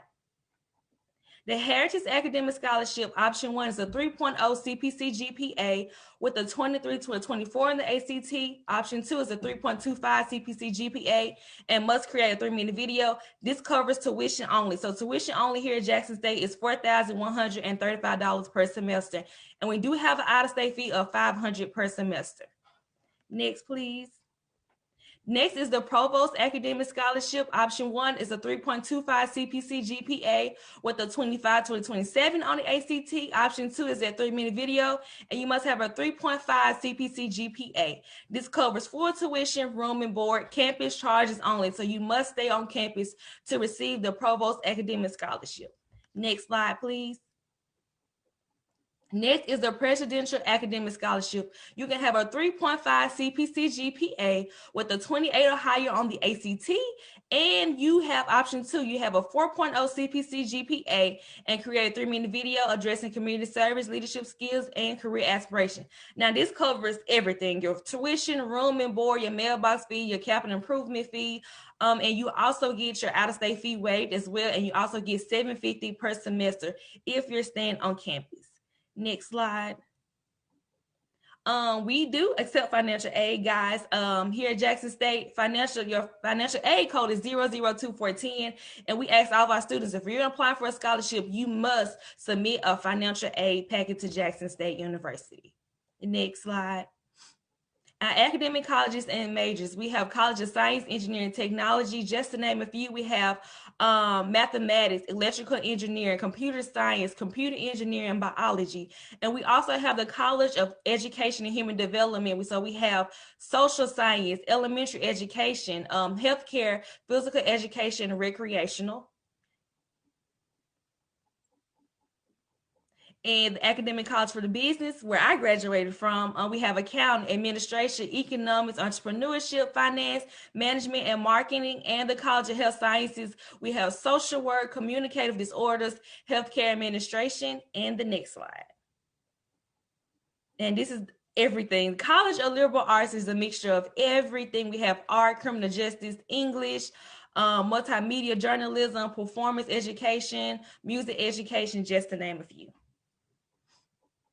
So student life here on campus, we have over 60 clubs and organizations. We don't have organization on campus. You can create your own here at Jackson State.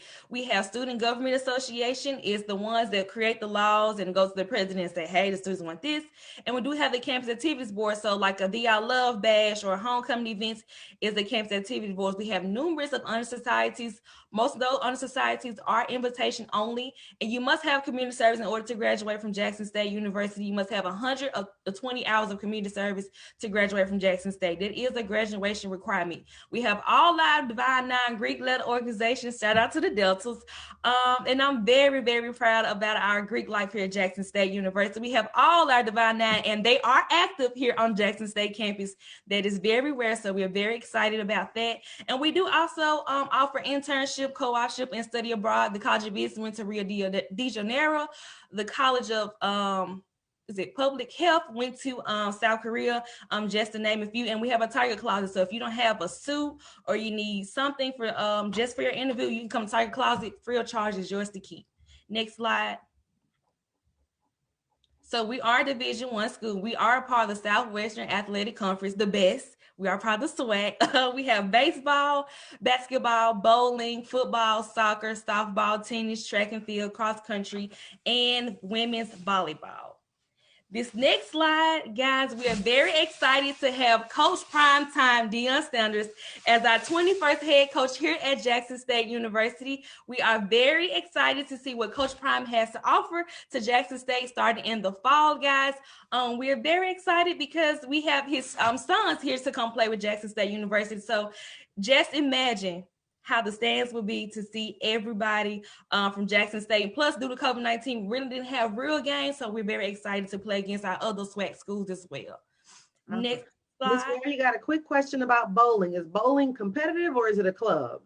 Oh, no, it's competitive. Okay. It's competitive. You get scholarships for bowling. Okay.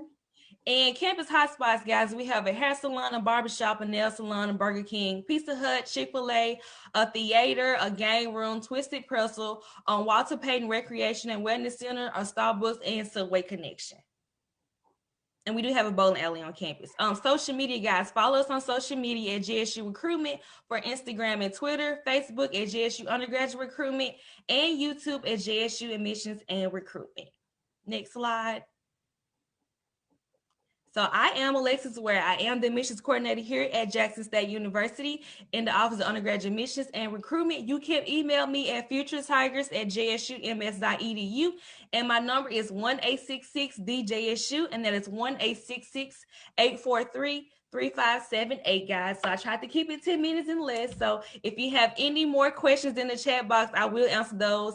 And I will stay on for the question and answer session. Thank you guys for having me. And we do not have a nursing program, but we have pre-nurses. So you will get a degree in biology, and you can take that to any college you would like. Wonderful, Ms. Ware. We thank you so much, keeping up with the chat, keeping up with the time. You brought your pom-poms and everything. So thank you for your excitement. We love that energy there. So last but not least, we're going to go over to Ms. Constance Castle with the University of Arkansas at Pine Bluff. Good afternoon, everyone. I've thoroughly enjoyed my day, and I just want to let you guys know that the University of Arkansas at Pine Bluff is excited to be here. So if I could have my slides, please, I'll go ahead and get started. And I know the first slide, we are welcoming everyone to the Pride. We start recruiting early. We don't just start when they're in high school, but we start recruiting early. And there's a baby that you see on our campus, and that golden line sits on our campus, and that's what he's touching. And the focus is to make sure that we touch them early and often. So at our campus, we touch them early and often. The next slide that you see is an opportunity for you to become a part of the Pride. We want you to picture yourself right here, just like that baby is. We want you to picture yourself here as becoming a part of our Golden Line Pride family. So when you get to UAPB, or if you are even signing today, if today is one of the signing days, we're going to put you on our social media page. Our next slide shows our office. So of course you see myself there. I'm Constance Castle. We have Mr. Samil Watson, Mr. Joshua Strong, Mrs. Amanda Kirkland, and Mrs. McKenzie has moved to athletics, but we also have our Director of Recruitment, Mrs. Donna Riles. So you can screenshot this. You can send us information. You can also find us at uapb.edu. Our phone numbers are also listed there, but contact us if you have any questions or concerns about the university. Our next slide. A few quick facts about the University of Arkansas at Pine Bluff. We are a diamond in the rough. We were founded in 1873, roughly about 8 years after slavery ended. We are the oldest HBCU in the state of Arkansas and the second oldest institution in the state of Arkansas. And I say a diamond in the rough is because Arkansas is a smaller state, but we pack a lot of power here at the University of Arkansas at Pine Bluff. We have 52 degree programs. 30 of those are bachelor's degrees. We have 8 master's degrees, and we have a 9th master's degree that is coming on board, which is an MBA. We have a very unique PhD, one that you rarely find across the country. It's a PhD in aquaculture fisheries. We have 7 associate degrees and 6 certificates. We have the best aquafisheries program that you can ask for, because you can also earn an undergraduate degree and then go all the way to your master's degree as well as your PhD. We have 52% female on our campus and 48% males on our campus. We have a student-teacher ratio of 1:16, 1:18. And then we are a Division I school. So we have 14 Division I athletic programs, not to mention that on today that is about to start about 1:00 p.m. The Golden Lions are playing against Alabama for the SWAC championship this year. It was a little different for COVID season, but we got there and we are excited about playing on today. We'll be playing at Jackson State. That's about midway for Alabama and ourselves. So please watch it on ESPN. Our next slide. So our admissions requirements, this year we are a test optional school. And I want to mention that again, we are test flexible school. We want you to take the AccuPlacer because we want to see what classes that you need to take. in order to move forward. But we don't expect you to have the ACT or the SAT. We realize that this has been a totally hard season for everyone. So if you have your transcript as well as your shot record, you can enter into UAPB. Now, we are test flexible for our admissions program, but for our scholarships, we are not test flexible. You have to have an ACT or an SAT, because those scholarships, as everyone has said throughout the day, those are very competitive. So don't worry about anything else. Go ahead, apply to UAPB. Our application fee is waived this year, so you don't have to worry about the application fee. Just simply apply, click fee waiver, or click pay later. That will allow your admissions application to be seen with us. And then if you apply and send your shot record, Dr. Talley has committed $2,500 to all incoming freshmen, just because it's COVID. So that's going to help with your first year of college. $2,500 if you simply apply and submit your transcript as well as your shot record, and then you are in place in August. We will commit $2,500 to you. Next slide. All right, so the cost of attendance, and we were talking about having an opportunity to attend. UAPB is one of the most affordable colleges in the state of Arkansas, but also outside of the state of Arkansas. For a student outside the state of Arkansas, it's roughly going to be about $10,000 per semester for you to come to UAPB. It's $10,000 per semester. That's based on 50 college hours, your dormitory room, your meal, as well as other fees. Now, because students in the St. Louis or Missouri area, you are considered to be neighbors of ours, you can also qualify for our Neighbors of Arkansas, which will take money from your off of your out-of-state fees. So please refer to our website at uapb.edu to further go into the Neighbors of Arkansas, or just contact me. My information is listed here if you want to think seriously about attending UAPB. But every little bit helps. If you can receive one of our scholarships, or if you can get the Neighbors of Arkansas, which will help take funds off of your out-of-state fees. Next slide. All right, so we talk about scholarships. So these are some of our 4-year scholarships that we have to offer. These are our institutional scholarships. They start with a 2.5 grade point average and a 17 on the ACT or the SAT equivalent, and it goes all the way to a Chancellor's Full Ride scholarships. So what I want you to know is that our most popular scholarship is called our Dean's Academic Tuition Scholarship. A 3.25 grade point average and a 21 on the ACT or the equivalent on the SAT is needed for this scholarship. A lot of our students qualify for this scholarship. It's a 4-year scholarship that will pay your tuition for 15 hours every semester. You can find a description of all of our scholarships on our website at uapb.edu under our scholarships. But a lot of our students qualify for that. But if you say that I am an exceptional student, you can qualify for our university scholarship, which you simply have to have a 3.5 grade point average and a 23 on the ACT that pays for your tuition and your room and board for 4 years, or our Chancellor Scholarship, 3.75 and a 28 on the ACT, which covers your fees, your tuition, and your room and board for 4 years. So why not try UAPB? Why not apply? Next slide, I'm sorry. Now we're talking about our scholarships, but those were our 4-year scholarships. We also have service-based scholarships. One of our most overlooked scholarships is our agriculture scholarship in the 1890. There are roughly about 18 schools left that are 1890, HBCU 1890 land-grant institution schools. So the 1890 scholarship will cover your tuition for 4 years, guarantee you internships for those 4 years, and guarantee you hire after graduation. So please go to our website and apply for the agriculture scholarship. We also have an ROTC scholarship. ROTC, if you have not even taken ROTC, if you just think you want to become a member of the military, and I know there was someone on here earlier that was talking about her time with the military. ROTC Military Science is one of the most awesome scholarships that we have as well. If you have a 2.5 grade point average and a 19 on the ACT, They will pay for your tuition for 4 years. They will pay for your room and board for 4 years. They will also pay for your books for all 4 years, as well as give you a stipend all 4 years. And then after graduation, you will become a commissioned officer. So that means that you will be in charge of roughly 25 or more people instead of going in as enlisted. So you will be commissioned as a second lieutenant from our campus into the military. And if you are majoring in one of the STEM areas, they will pay for your master's degree or your medical school after you graduate from UAPB. So that's an awesome thing. But we also have band scholarships. You simply need to audition. Those are 4-year scholarships as long as you maintain your privilege in the band. Choir, our Vesper Choir has been all over the country, all over the world. They have sang at in Italy at the Vatican for the Pope. They've sang in Spain, so they travel as well. We also have spirit team scholarships. You need to contact Ms. Blunt. And then again, we have athletic scholarships, and we are a D1 school. So please feel free to contact either one of these, and I will have that information for these different areas further down. Next slide.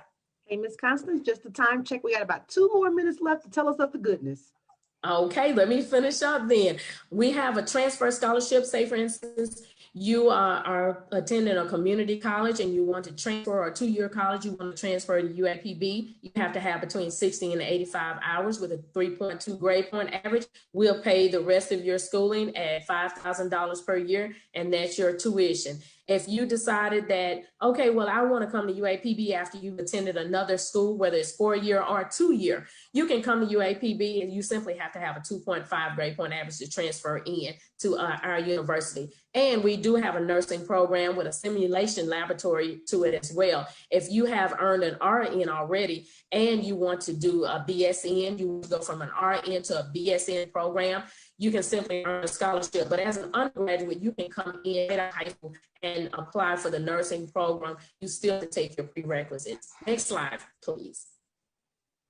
Next slide is going into our M4, if I'm not mistaken. M4 is our band marching musical machine of the Mid-South, and that information is listed. If you want to be a dancer, they offer scholarships for our dancers. If you want to be a member of the flag line, they also offer scholarships. Okay, my summer programs are coming up. Let me go ahead and get that goodness in too. We also have... I'm so sorry. I hate to cut you off. I really do. But we do have to end the summit. And we appreciate you jumping in and giving out that different information. I know everybody's so excited to talk about their HBCUs. I know there were some schedule changes. We had some additions and all of that. So we have, I do apologize, but thank you so much. And we can send a copy of the presentations to anyone that would like it. So please send an email to the association. Our email address is in the chat. We don't want any of this good information to get away. And unfortunately, we didn't have enough time. We try to keep the Zoom short because everyone's tired of Zoom, but it is good information. So thank you, Ms. Melanie, Carrie, Alexis, and Constance for representing your schools. We do have two more gift cards to give away, and these are going to be for the students. So before we bring on Miss Tanisha, we're going to have Jasmine. We would like to make sure we continue these great efforts. So Jasmine's going to come on and talk about the evaluation. Followed by Jasmine will be Tanisha, and then Miss Melanie, and then myself will give the final remarks. So we're going to just take a few more minutes of your time to do these final things. So Jasmine. Thank you everyone for hanging out with us this morning and this afternoon. In the chat, I put a link to our survey, our feedback. If you could just take a few minutes to complete that, let us know how we did, what you liked, and some changes that we can make for the next scholarship summit. We would greatly appreciate that. Again, the link is in the chat. You can remain anonymous or you can provide your name, but we just really appreciate your feedback. Thank you.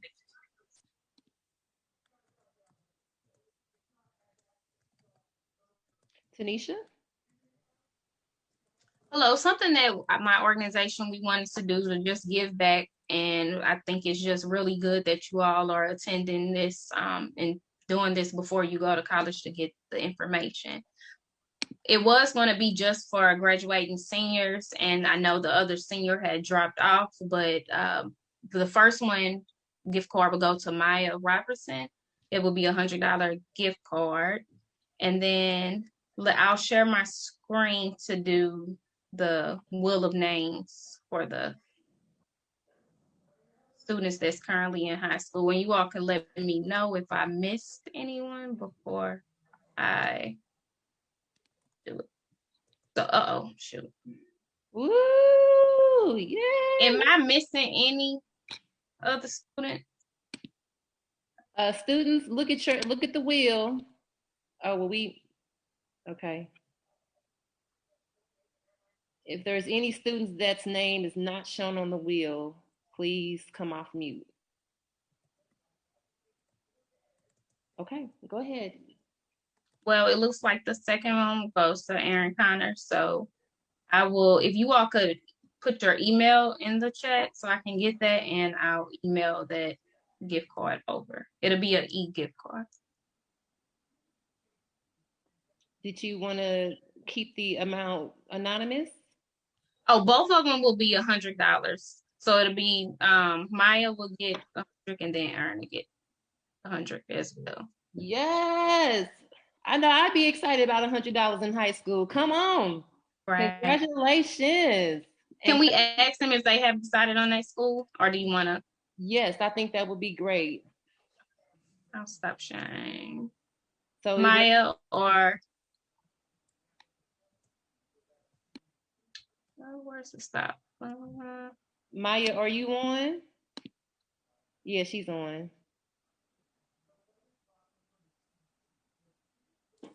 Or you can type it in the chat, Maya, if that's easier. No, I did that. And then Aaron as well. What college are you thinking about attending? Hopefully an HBCU. I'll be attending Fish University on a full presidential scholarship. And I also signed up to play basketball. Oh, awesome. Congratulations. I know Miss Melanie's happy about that. And thank Aaron, you. That is awesome. Aaron? I haven't chosen, but my top three are Howard, JSU, and FAMU. Nice. Very nice.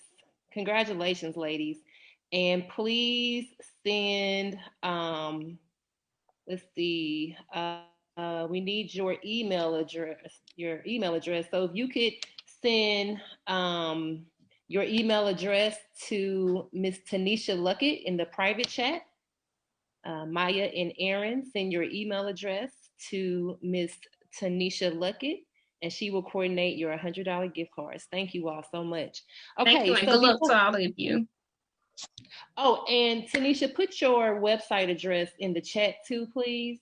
If you all and everyone out there in Facebook land, if you know of someone who is of a student who is in need, again, Hemrose Care, they have the crowdfunding to support the students. So it's hemrosecares.org, Tanisha? Yes.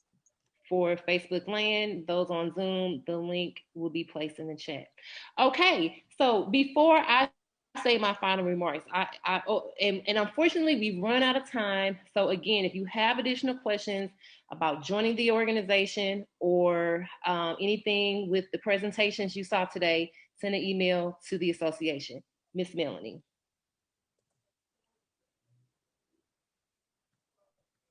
You are on mute, Miss Melanie. Thank you everyone for attending today. I hope you learned a lot that will help you make your decision if you've not already have to attend an HBCU. I hope we provided you with some good information. Thank you so much for taking out of your day to join us today. We really appreciate you, and you enjoy the rest of your Saturday. And for my final comments, I want to just definitely agree with Miss Melanie. Thank you for spending your Saturday morning and part of your afternoon with us. We love HBCUs, and so we want to do everything we can to support the students, again, on their way to the HBCU while they're at the HBCU and when they graduate to become alumni. If you are able to donate to our organization, please go to our website, stlhbcualumni.org. If you want to join as a member, also you can go to our website to become a member. Like us on all the social media outlets. Thank you, Jasmine, our PR marketing and tech chair. Thank you, Scholarship Committee. Thank you, St. Louis HBCU Alum Association as a whole. Everyone have a great rest of the day and keep safe and well. We're still in a pandemic, but HBCU business still remains. So thank you all. Until next time, have a good day.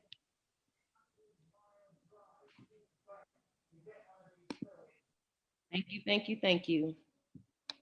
Thank you.